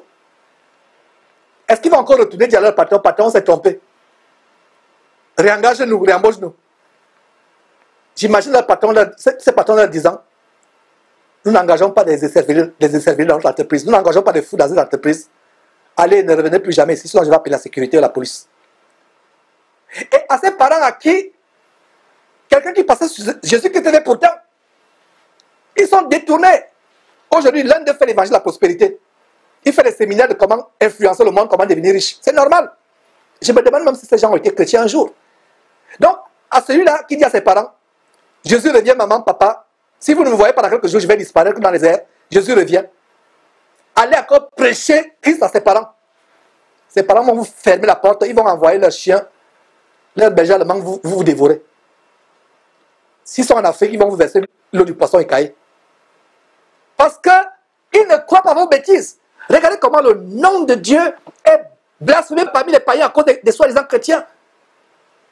Personne ne connaît le retour de notre Seigneur Jésus-Christ. Donc s'il y a un enseignement quelque part sur Internet, il y a un homme qui se lève, qui dit que j'ai vu le ciel et l'enfer. Jésus m'a dit, Jésus m'a parlé qu'il revient dans 2 mois, dans 3 mois, dans 4 semaines. Ne le croyez pas, fuyez-le comme la mort. J'espère que vous me comprenez. Vous voyez comment le livre de Actes commence à nous montrer des grandes choses, nous mettre en garde. Regardez, Jésus leur répondit, ce n'est pas à vous de connaître les temps et les moments que le Père a fixé de sa propre autorité. Ça signifie qu'il y a des choses réservées à Dieu.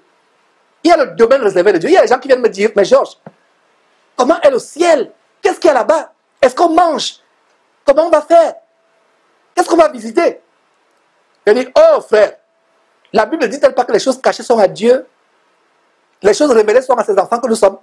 Ce que Dieu a caché, ne cherche pas, ne creuse pas. Et je réponds souvent à ces frères, si vous voulez savoir comment est le ciel, ce qui se passe là-bas, vivez la sanctification, recherchez la piété, éloignez-vous du mal, du péché, vous y serez et vous aurez votre réponse éternellement. Et ils se taisent quand je leur réponds comme cela. D'autres graissent les dents, mais d'autres qui aiment vraiment la parole de Dieu sont reconnaissants par rapport à ces réponses. Donc, si quelqu'un, je vous en supplie, quelqu'un vient vous dire que Jésus revient dans 2 mois, dans 3 mois, l'année prochaine, comme cet abominable prophète franc-maçon, sataniste William Branham, dont le nom est attaché à une abominable dénomination aujourd'hui, le branhamisme, combien de fois il a pronostiqué, ça c'est les pronostics comme les gens qui font la divination avec les esprits de Python, il a pronostiqué que Jésus devait revenir telle année, il rate, il dit à ses disciples, non, on va refaire les calculs, restez tranquille. Même chose, arrive, Jésus ne revient pas à la nouvelle date qu'il a donnée, ainsi de suite.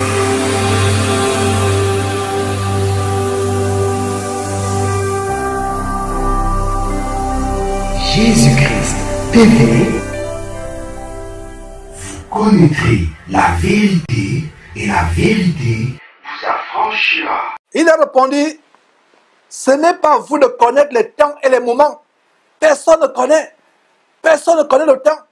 Je vous en supplie, lisez beaucoup la Bible. Lisez la parole de Dieu, personne ne vous trompera. La séduction et la tromperie viennent du fait que les gens n'examinent pas les Écritures. Ils courent à tout vent de doctrine. Le verset 8 dit, mais vous recevrez une puissance, le Saint-Esprit survenant sur vous, et vous serez mes témoins à Jérusalem, dans toute la Judée, dans la Samarie et jusqu'aux extrémités de la terre. Et on va voir comment cela va se passer plus la semaine prochaine, au chapitre 2, avec tous les détails. Verset 9. Après avoir dit cela, il fut élevé, voilà, il fut élevé, il fut surpris. Il pensait que Jésus a été ressuscité, qu'il ne pourra plus mourir. Ils auront un roi immortel terrestre. Israël devait être la meilleure, plus grande nation de la terre, plus que Rome. Après avoir dit cela, il fut élevé pendant qu'il le regardait. Et une nuée le déroba à leurs yeux. Le déroba à leurs yeux. Verset 10.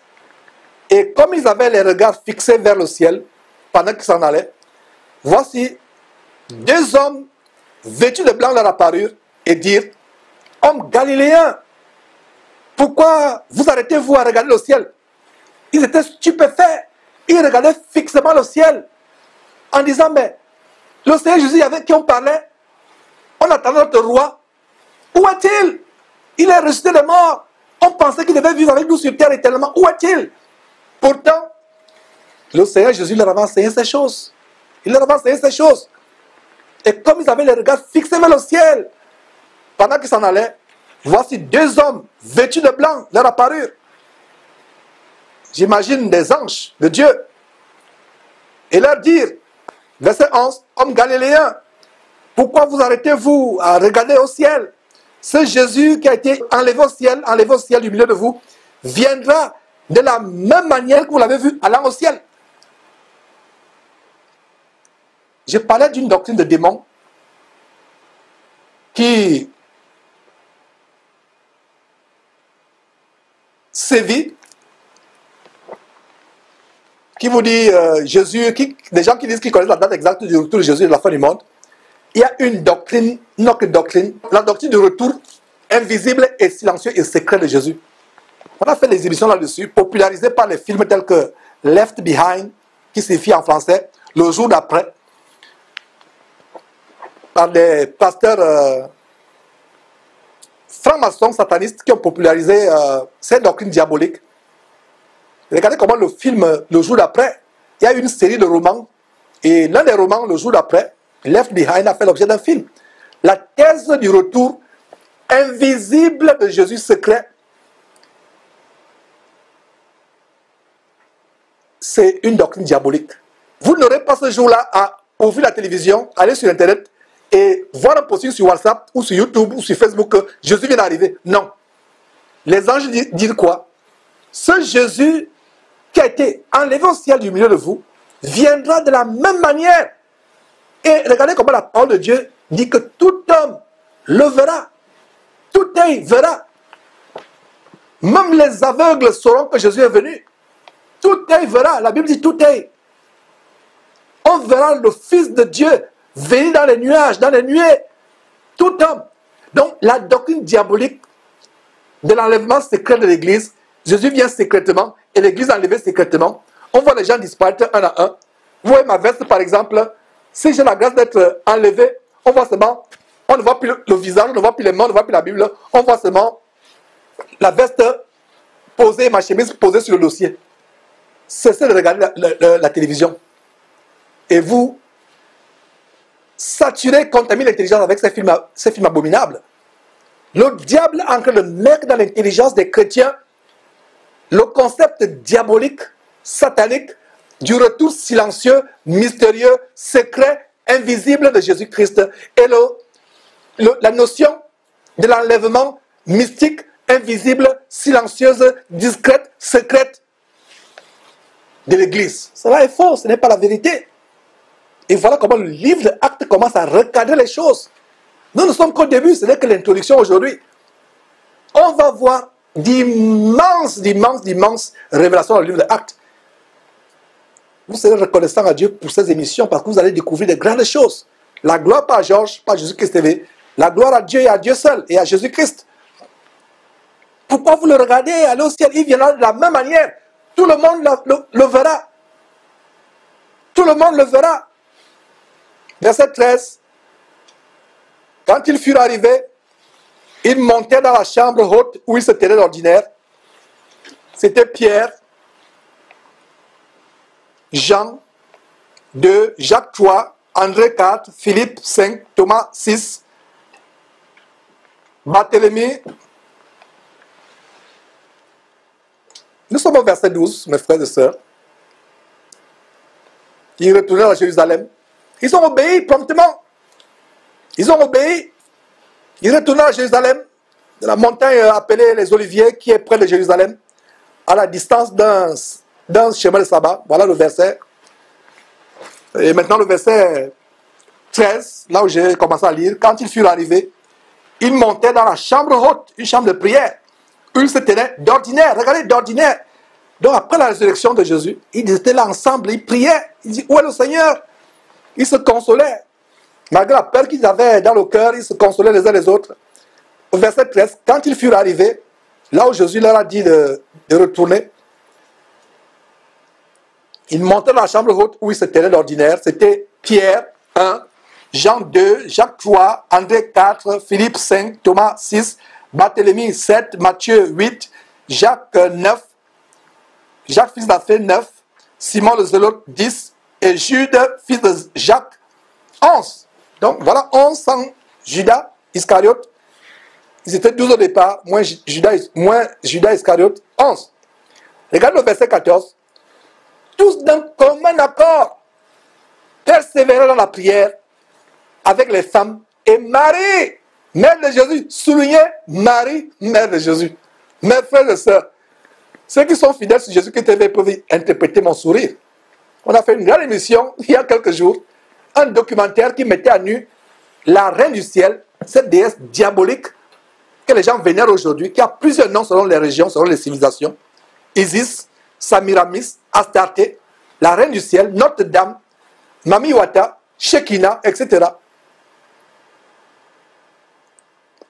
C'est l'enseignement diabolique qui vous montre que Marie est la porte du ciel. Oh, chers catholiques, nous ne vous jugeons pas. C'est avec amour que nous vous invitons à relire la Bible. Non pas à lire la Bible parce que vous ne l'avez jamais lu. À lire la Bible. Marie était avec les disciples, avec les apôtres. Tous d'un commun accord, verset 14. Persévérer dans la prière avec les femmes. Et Marie, mère de Jésus. Donc Marie elle-même devait attendre le Saint-Esprit. J'imagine les apôtres leur donnant les dernières paroles de Jésus.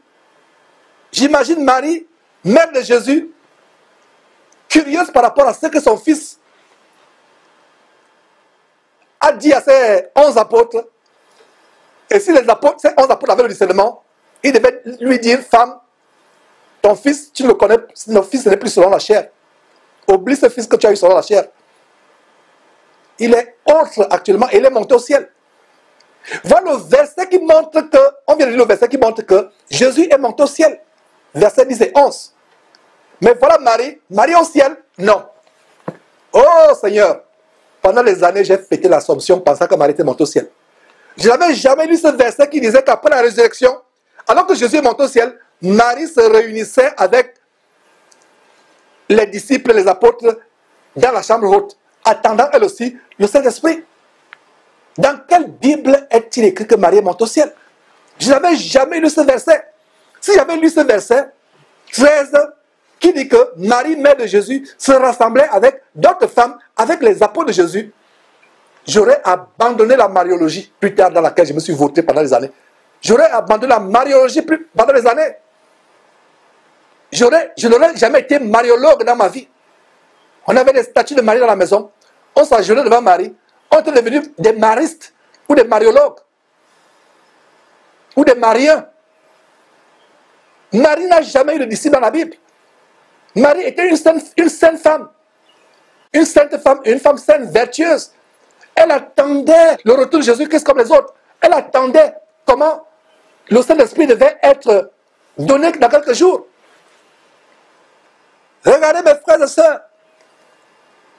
D'un commun accord, avant de revenir sur Marie, il y a un aspect d'un commun accord, il persévère dans la prière. Si vous n'êtes pas d'un commun accord avec des frères et sœurs, vos prières se du vent. Et c'est un message qui va donner de plus en plus dans les enseignements à venir, de comment l'accord entre les frères et sœurs est tellement important. Ils persévèrent d'un commun accord. Quand il y a les querelles parmi les frères et sœurs, quand il y a les accusations, des soupçons et autres, on n'est pas d'un commun accord. On ne peut pas prier ensemble s'il n'y a pas un accord. La base de la prière, la puissance, c'est pour ça que la plupart des églises aujourd'hui se transforment en des maisons de joie. C'est des clubs de copinage. On vient là pour avoir du bon temps, pour manger, pour boire et pour papoter, raconter n'importe quoi, pour se détendre, pour rigoler, pour rire, pour échapper à la solitude, être avec les gens, avoir une nouvelle famille, avoir des copains, des copines. Non! S'il n'y a pas un accord, les mêmes pensées, les mêmes sentiments, il n'y a pas de haine, il n'y a pas de jalousie, il n'y a pas d'envie, il n'y a pas de soupçon, il n'y a pas de manque de pardon. Voilà comment la puissance de Dieu se manifeste au point où, quand les apôtres priaient, l'endroit où ils priaient tremblait. L'endroit où ils priaient tremblait de puissance. Aujourd'hui, qu'est-ce qui fait trembler les endroits où les chrétiens se réunissent? C'est les tambourements de batterie. Les haut-parleurs qu'on met à 2000, 3000, 4000, 5000, 10 000 décibels. Les murs tremblent maintenant. Non seulement les murs tremblent, le derrière tremble aussi. Tournoie et tremble. Au rythme de cet tambourinement de batterie, de ronronnement de basse. Il y a la jalousie dans le cœur des gens. Il y a la haine. Il y a la concurrence, la rivalité. Les gens ne changent pas. Qu'est-ce qui fait trembler les murs? La guitare basse. Qu'est-ce qui fait trembler les murs? La batterie. Qu'est-ce qui fait trembler les murs? Les baffles géants qu'on a mis à 10 000 décibels. On a mis le volume à fond. Les voisins ne peuvent même plus dormir. Le volume est tellement à fond que ça peut arracher la toiture de la maison. Et des maisons avoisinantes. Mais il y a le péché. Il y a les querelles. Il y a la convoitise. Il y a la débauche. Il y a les pensées impures les uns avec les autres. Les pensées sexuelles les uns avec les autres. Tout sont de mauvaises choses. Mais c'est seulement la batterie qui fait trembler la maison. Ce n'est plus la puissance de Dieu. Pourquoi? Parce qu'ils ne sont pas d'un commun accord. Il n'y a pas harmonie entre eux. Mes frères et sœurs, le livre de Actes va établir le fondement de l'église primitive. Et je lancerai un appel presque chaque jour, je commence à le faire aujourd'hui, aux frères et sœurs qui peuvent rejoindre Jésus-Christ TV, avec qui nous pourrons établir, mes frères et sœurs, des églises de maison à gauche, à droite, sur le modèle du 1er siècle. Ce n'est pas de manière seulement théorique qu'on va exposer le livre de Actes. Ma prière, c'est qu'au fur et à mesure qu'on va, semaine après semaine, dans le livre de Actes, qu'on commence à mettre cela en application. Que les chrétiens qui ont les maisons disponibles, qui remplissent les critères d'être un berger, parce qu'il y a les critères dans 1 Timothée chapitre 3, titre chapitre 1. Allez lire 1 Timothée chapitre 3, allez lire titre chapitre 1, pour voir les critères comment être un berger. Soit un ancien, soit un berger dans une église de maison.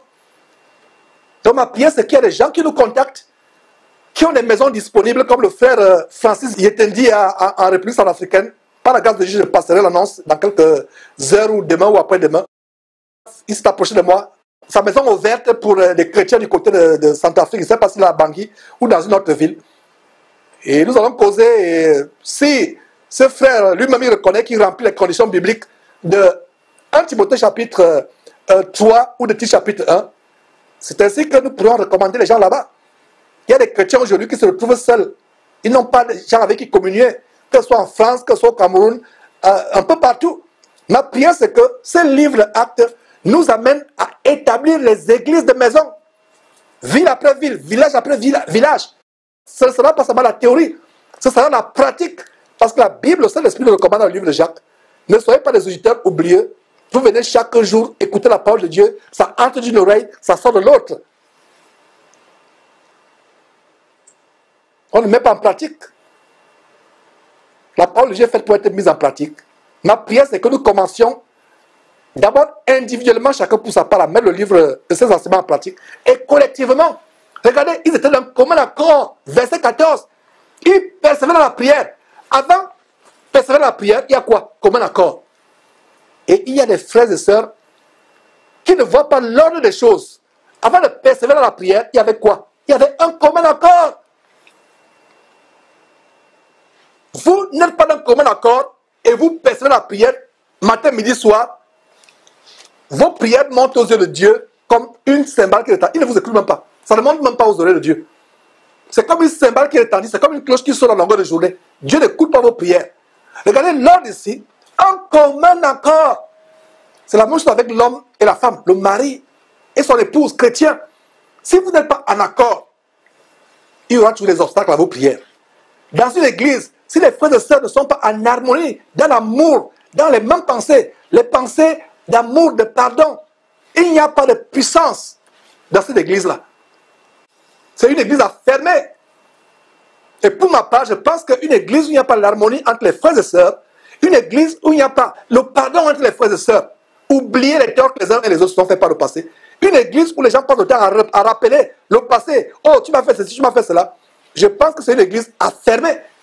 Et si quelque part, par rapport aux églises qui s'ouvrent à travers ce ministère Jésus-Christ TV, que nous avons dans cette antenne, et s'il y a des églises à travers le monde où il y a toujours des querelles, il y a toujours des mésententes, il y a toujours la concurrence, la rivalité, la jalousie. Ce sont des églises qui doivent tout simplement être fermées. Chacun prend sa route, chacun... Parce qu'on perd le temps. Et ma prière, c'est que vraiment, ces enseignements de Actes nous secouent. Et si on a l'amour pour la vérité, nous serons changés. Mais ceux qui n'ont pas l'amour pour la vérité vont me détester, ne vont pas changer. Même si notre évangile est dur, il est dur pour que nous changions. Nous ne repentons pas d'enseigner les choses dures. Parce que nous savons que cette dureté amènera ceux qui ont l'amour pour la vérité à être changés. C'est comme une épine dans la chair. Vous avez une épine au doigt, à l'orteil, au pied ou à la main. Une grosse épine. Pour l'enlever, ça fait mal, n'est-ce pas? Vous êtes même dans une région où il n'y a pas d'anesthésie. Ça fait mal pour l'enlever, n'est-ce pas? Alors, il faut serrer vos dents, mordre un morceau de tissu et permettre qu'on vous enlève cette épine.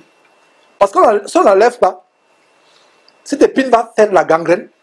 Ça peut se transformer en un cancer. On va non seulement couper la main, plus tard ce sera le rein, plus tard ce sera la jambe et plus tard c'est votre vie.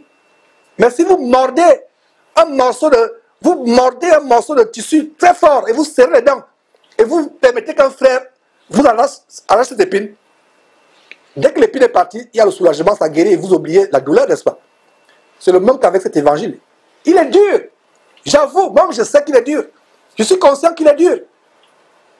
Mais le temps n'est plus à s'amuser. Le temps n'est plus à blaguer, à plaisanter. J'ai fait un posting il y a quelques jours. Les églises sont transformées à des endroits où on plaisante, où on passe le temps à rigoler, à plaisanter, à ricaner, à faire des blagues. Et la crainte de Dieu fuit ces endroits. La crainte de Dieu fuit ces endroits. Quand vous réunissez, ce n'est pas pour blaguer. Ce n'est pas pour vous taquiner avec des blagues, avec des plaisanteries. Il y a d'autres qui vont dire non, j'ai blagué. On ne blague pas dans la maison de Dieu. La Bible dit qu'on n'entende parmi vous aucune parole déshonnête, même des blagues. Pire encore, les chrétiens qui passent le temps à blaguer avec le sexe opposé. Pire encore, les chrétiens qui passent le temps à suivre les comédiens, les superstars de la comédie ou du fou rire. Ils ricanent à longueur de journée. Vous qui êtes sur WhatsApp, WhatsApp est devenu un endroit où on envoie les blagues à longueur de journée, les comédies. Regarde cette vidéo-là, tu vas rire. Regarde ça. Facebook, YouTube, on s'envoie des coups de vidéo de blagues. La Bible dit qu'on n'entend même pas. Ça veut dire que quelqu'un t'envoie une blague, toi chrétien, avertis la personne qui dit je ne suis pas là pour recevoir les blagues sur Facebook ou sur WhatsApp. Je suis là pour recevoir ce qui peut m'édifier, m'aider à aller au ciel. Donc, chers frères, chères sœurs, tu continues à m'envoyer tes blagues, tes vidéos de comédiens, de Fouzou ou bien de Gourou, Gowou ou Gossou de Côte d'Ivoire. Cesse de m'envoyer ces choses. Cesse de m'envoyer les choses de Michel Cancan. Cesse de m'envoyer les choses de tel ou tel ou tel. J'appelle Mafouz ou Moufouz. Cesse de m'envoyer ces choses. Je n'ai pas envie de rire. L'heure est grave. Ce n'est plus l'heure de rire. Ce n'est plus l'heure de ricaner. C'est l'heure d'être vu dans la piété. Mes frères et sœurs, l'heure est grave. Regardez comment le verset 14 est l'objet d'un grand enseignement. L'ordre des choses, c'est qu'il y avait la communion fraternelle, un commun accord, même pensée, même sentiment. Et c'est ainsi qu'ils pouvaient prier. Mon frère, ma soeur, cesse de prier avec quelqu'un avec qui tu n'es pas en communion. Recherchons d'abord la communion entre les frères et sœurs. Si cette communion n'est pas parfaite, nous perdons notre temps. Si on n'est pas dans un commun accord, on perd notre temps. Mes frères et sœurs, donc revenons sur Marie. Marie était là. Oh mes frères et sœurs, Marie était là. Qui vous a dit que Marie est montée au ciel? Qui vous a dit que Marie est montée au ciel? Il y a même des jours fériés, l'Assomption. Jour férié, Marie est montée au ciel. Voici Marie, la vraie Marie. Verset 14. Marie est avec les apôtres, la tendre le Saint-Esprit. Oh mes frères et sœurs, je vous en supplie, catholiques, amis catholiques, lisez la Bible. Voici où se trouvait Marie, après la montée de son fils au ciel. Voici où se trouvait Marie. Marie se trouvait avec les frères de Jésus. Même les frères de Jésus. Finalement, vous vous rappelez un verset où les frères de Jésus pensaient que Jésus était hors de sens. Ils sont venus pour l'attraper, les parents de Jésus. Ils sont venus pour l'attraper, qu'il est hors de sens. Regardez où se trouvent maintenant les frères de Jésus, dans la chambre haute, avec la table de Saint-Esprit. Ah, mes frères et sœurs. Ils ont compris finalement que leur frère Jésus, leur grand frère, leur frère aîné, était dans la vérité, était un envoyé de Dieu, était le Fils de Dieu envoyé pour sauver le monde. Regardez mes frères. Tous dans commun accord, verset 14. Persévérer dans la prière. Avant la persévérance dans la prière, c'est pas mauvais de prier. Si on peut prier tous les jours, matin, midi, soir, c'est bien. Mais avant de prier, première chose, avant de prier, commun accord. Pas de rivalité dans le cœur, pas de jalousie dans le cœur, pas de querelle dans le cœur. Soyons prompts à oublier le tort qu'un frère ou une soeur nous a fait par le passé. Aimons-nous les uns les autres ardemment. Voilà ce qui produit le commun accord. Mais s'il n'y a pas un commun accord, c'est du vent. C'est du vent. Ne priez même pas, vous perdez votre temps. Tous dans le commun accord, persévérez dans la prière avec les femmes et Marie, mère de Jésus, et avec les frères de Jésus. Verset 15. Et tout simplement le verset 15 jusqu'au verset 23 nous montre le choix de celui qui devait remplacer Judas, qui est allé se pendre, qui s'est retiré pour se pendre. Donc, comme cette étude verset après verset, je me ferai le devoir de lire verset après verset, mes frères et sœurs. S'il y a un petit détail à expliquer, je vais expliquer, mais là, nous allons finir, nous sommes plus loin de la fin de l'enseignement. Nous allons terminer en lisant comment ils choisissent le remplaçant de Judas. Verset 15, en ce jour-là, Pierre avait quelqu'un qu'on considérait comme ayant l'autorité parmi les frères. Donc, en ce jour-là, Pierre se leva au milieu des frères, et le nombre de personnes réunies était environ combien? 120. Voilà, 120. Ça confirme ce qu'on a vu au verset 14. Il y avait Marie, mère de Jésus, qui était là. Il y avait les frères de Jésus qui étaient là.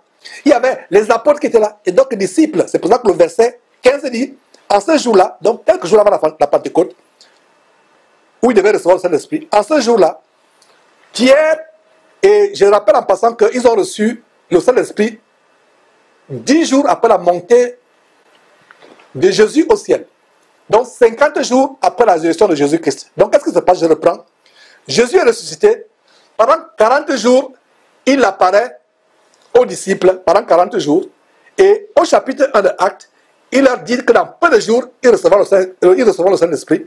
Donc 10 jours après la montée au ciel, donc 10 jours après 40 jours, c'est là où ça coïncide avec le jour de la Pentecôte, c'est là où il reçoit le Saint-Esprit. Donc dans peu de jours, donc c'était 10 jours. Donc le Saint-Esprit est descendu 50 jours après la résurrection du Seigneur Jésus, 10 jours après la montée de Jésus au ciel. Notez très bien cela, mes frères et sœurs, la séquence, si ça peut vous aider. Si ça peut vous être nécessaire. Donc, regardez comment ils étaient, environ 120. 120 au départ. Les disciples qui croyaient en Jésus étaient là. Les femmes qui servaient Jésus, qui aimaient Jésus, étaient là. Marie était là. Les femmes qui adoraient Jésus étaient là. Les frères de Jésus étaient là. Les 11 apôtres étaient là. Et donc, les disciples, au total, environ 120. Les personnes réunies, hommes et femmes. 120. Et il dit, verset 16, hommes frères, il fallut que s'accomplisse ce que le Saint-Esprit dans l'Écriture a annoncé d'avance par la bouche de David au sujet de Judas, qui a été le guide de ceux qui ont saisi Jésus. Il était compté parmi nous. Il avait pas le même ministère. Verset 18, cet homme ayant acquis un champ avec le salaire du crime est tombé, s'est rompu par le milieu du corps. Et toutes ses entrailles se sont répandues. Il a acquis un champ avec le salaire du crime. Un champ. C'est la même chose aujourd'hui des pasteurs qui vendent Jésus. Avec l'argent de la vente de Jésus, ils veulent acheter les terrains pour construire des grands temples, alors que nous sommes le temple de Dieu. Voilà, ils suivent la voie de Judas et non pas la voie de Jésus. Voilà. Il a acquis un champ. Avec quoi? Le salaire du crime. Quel crime? Vendre Jésus. Il y a des gens qui vont me dire, mais Georges, comment c'est faux pasteur que tu dénonces vendre-t-il Jésus? Allez lire Apocalypse chapitre 19, verset 13. Vous allez comprendre que Jésus, c'est la parole de Dieu. Donc, ils vendent Jésus en vendant leurs cours bibliques, en vendant leurs livres, en vendant tout ce qui soi-disant reçoivent de Dieu, mais ce n'est pas le Dieu avec des grands D, c'est le Dieu avec petit D. Ils vendent tout. Ils vendent le nom de Jésus. Jésus est devenu un moyen de commerce. Donc, ils font comme Judas. Ils vendent Jésus comme Judas a vendu Jésus. Et avec cet argent-là, ils veulent construire des grandes chapelles, des temples qui sont que les habitations de démons. Donc cet homme, verset 18, ayant acquis un champ avec le salaire du crime, est tombé, s'est rompu par le milieu du corps, et toutes ses entrailles se sont répandues. Verset 19, la chose a été si connue de tous les habitants de Jérusalem que ce chant a été appelé dans leur langue Hakeldama, c'est-à-dire chant du sang. Chant du sang. Tout ce que les gens obtiennent en vendant les évangiles, en vendant les enseignements bibliques, en vendant les livres, en vendant les CD, soi-disant les musiques chrétiennes, ce verset dans la Révélation, c'est l'argent du sang. Et si vous suivez un pasteur qui a vendu un livre, si vous suivez quelqu'un qui a vendu un CD concernant les enseignements, avant d'aller vous baptiser, si vous suivez son séminaire payant, c'est l'argent du sang. C'est le sang, c'est le sang, c'est le sang, mes frères et sœurs. Que le sang de Jésus-Christ vous purifie de ce sang diabolique qui va vous amener en enfer. Verset 20. Or, il est écrit, regardez, 120 hommes, les femmes qui suivaient Jésus, qui aimaient Jésus étaient là. Marie, mère de Jésus, était là. Les frères de Jésus étaient là, les 11 apôtres étaient là. Les disciples étaient là. Environ 120 personnes. Pierre se lève, donc il continue à parler à la foule, à l'assistance des chrétiens. Verset 21, il faut donc que parmi ceux qui nous ont accompagnés tout le temps que le Seigneur Jésus a vécu avec nous, depuis le baptême de Jean jusqu'au jour où il a été enlevé du milieu de nous, il y en a un qui nous soit associé comme témoin de sa résurrection. Verset 23, ils en présentèrent deux. Joseph appelé Barsabas, surnommé Justus, et Matthias. Verset 24, puis il fit cette prière. Seigneur, toi qui connais le cœur de tous, désigne lequel de ces deux tu as choisi, afin qu'il ait part à ce ministère et à cet apostolat que Judas a abandonné pour aller à son lieu. Ils tirèrent au sort, et le sort tomba sur Matthias, qui fut associé aux 11 apôtres. Voilà. Ils ont prié avant de tirer au sort. Ils n'ont pas tiré au sort en faisant la loterie selon le monde. Et j'ouvre une parenthèse aux des chrétiens qui jouent encore au jeu de hasard. La loterie n'est pas une bonne chose. Dieu a dit, tu mangeras ton pain à la sueur de ton front. Tu ne mangeras pas ton pain en allant gaspiller le peu d'argent que tu as dans les casinos, dans les machines à sous, ou devant les kiosques de courses de chevaux, de paris mutuels urbains, ou dans les salles où il y a les roulettes suisses où on joue du poker. Et laissez-moi vous dire que là où il y a de la loterie, que ce soit une loterie gouvernementale institutionnalisée, Dieu n'y est pas. Et j'imagine des faux chrétiens qui prient même Dieu, et ils vont acheter, ils disent, je vais prier Dieu, je vais acheter le ticket de l'auto. Ils prient Dieu avant d'entrer dans une salle où il y a des machines à sous. Ce n'est pas comme ça que Dieu a voulu que nous gagnons notre vie. Nous gagnons notre vie en travaillant à la sueur de notre front. La loterie, c'est la voie de la paresse. Donc tous les chrétiens qui jouent à la loterie doivent se repentir. Donc mon frère, ma soeur, si tu as joué à la loterie, tu dois te repentir. Les frères et sœurs, c'est un plaisir de présenter ces choses. Plaise à Dieu, on reviendra samedi prochain. Poursuivre avec le chapitre 2 du livre de Actes. Nous allons approfondir de grandes choses dans le livre de Actes. Mes frères et sœurs, terminons avec un mot de prière et mettons fin à cet enseignement. Seigneur Dieu, nous te rendons grâce parce que tu as été avec nous. Tu as été avec ma bouche, Seigneur Dieu. Malgré la fatigue de la semaine, tu m'as donné la force, Seigneur Dieu, de faire cet enseignement. Seigneur, que cet enseignement ne soit pas en vain. Seigneur, pardonne tous les lapsus, tous les glissements de langue. Fortifie ma bouche, fortifie ma langue, Seigneur Dieu. Afin que cette série que nous avons engagée soit une grande bénédiction pour tous ceux qui la suivront, Seigneur Dieu. Merci pour tous ceux qui nous assistent de quelque manière que ce soit techniquement ou par leur finance, afin que cette parole continue à être donnée. Seigneur, bénis-les, remplis-les de ta grâce. Seigneur, délivre ceux qui ont besoin de délivrance. Guéris ceux qui sont malades, nous t'en supplions, Seigneur Dieu. Rends ce studio invisible, Seigneur Dieu, et tous ceux qui travaillent derrière ce studio ici à Houston, ou ceux qui travaillent avec nous depuis d'autres pays dans le monde. Seigneur, merci pour toutes choses, au nom de Jésus-Christ. Amen. Donc, mes frères, plaise à Dieu. Nous reviendrons dans une semaine, plaise à Dieu, si nous sommes toujours en vie, ou si Jésus-Christ ne revient pas entre-temps, parce que nous l'attendons tous les jours. Nous reviendrons pour continuer avec le deuxième chapitre du merveilleux livre de Actes, le livre du commencement de l'église merveilleuse de Jésus-Christ. Vous connaissez la vérité vous affranchira. Bye bye.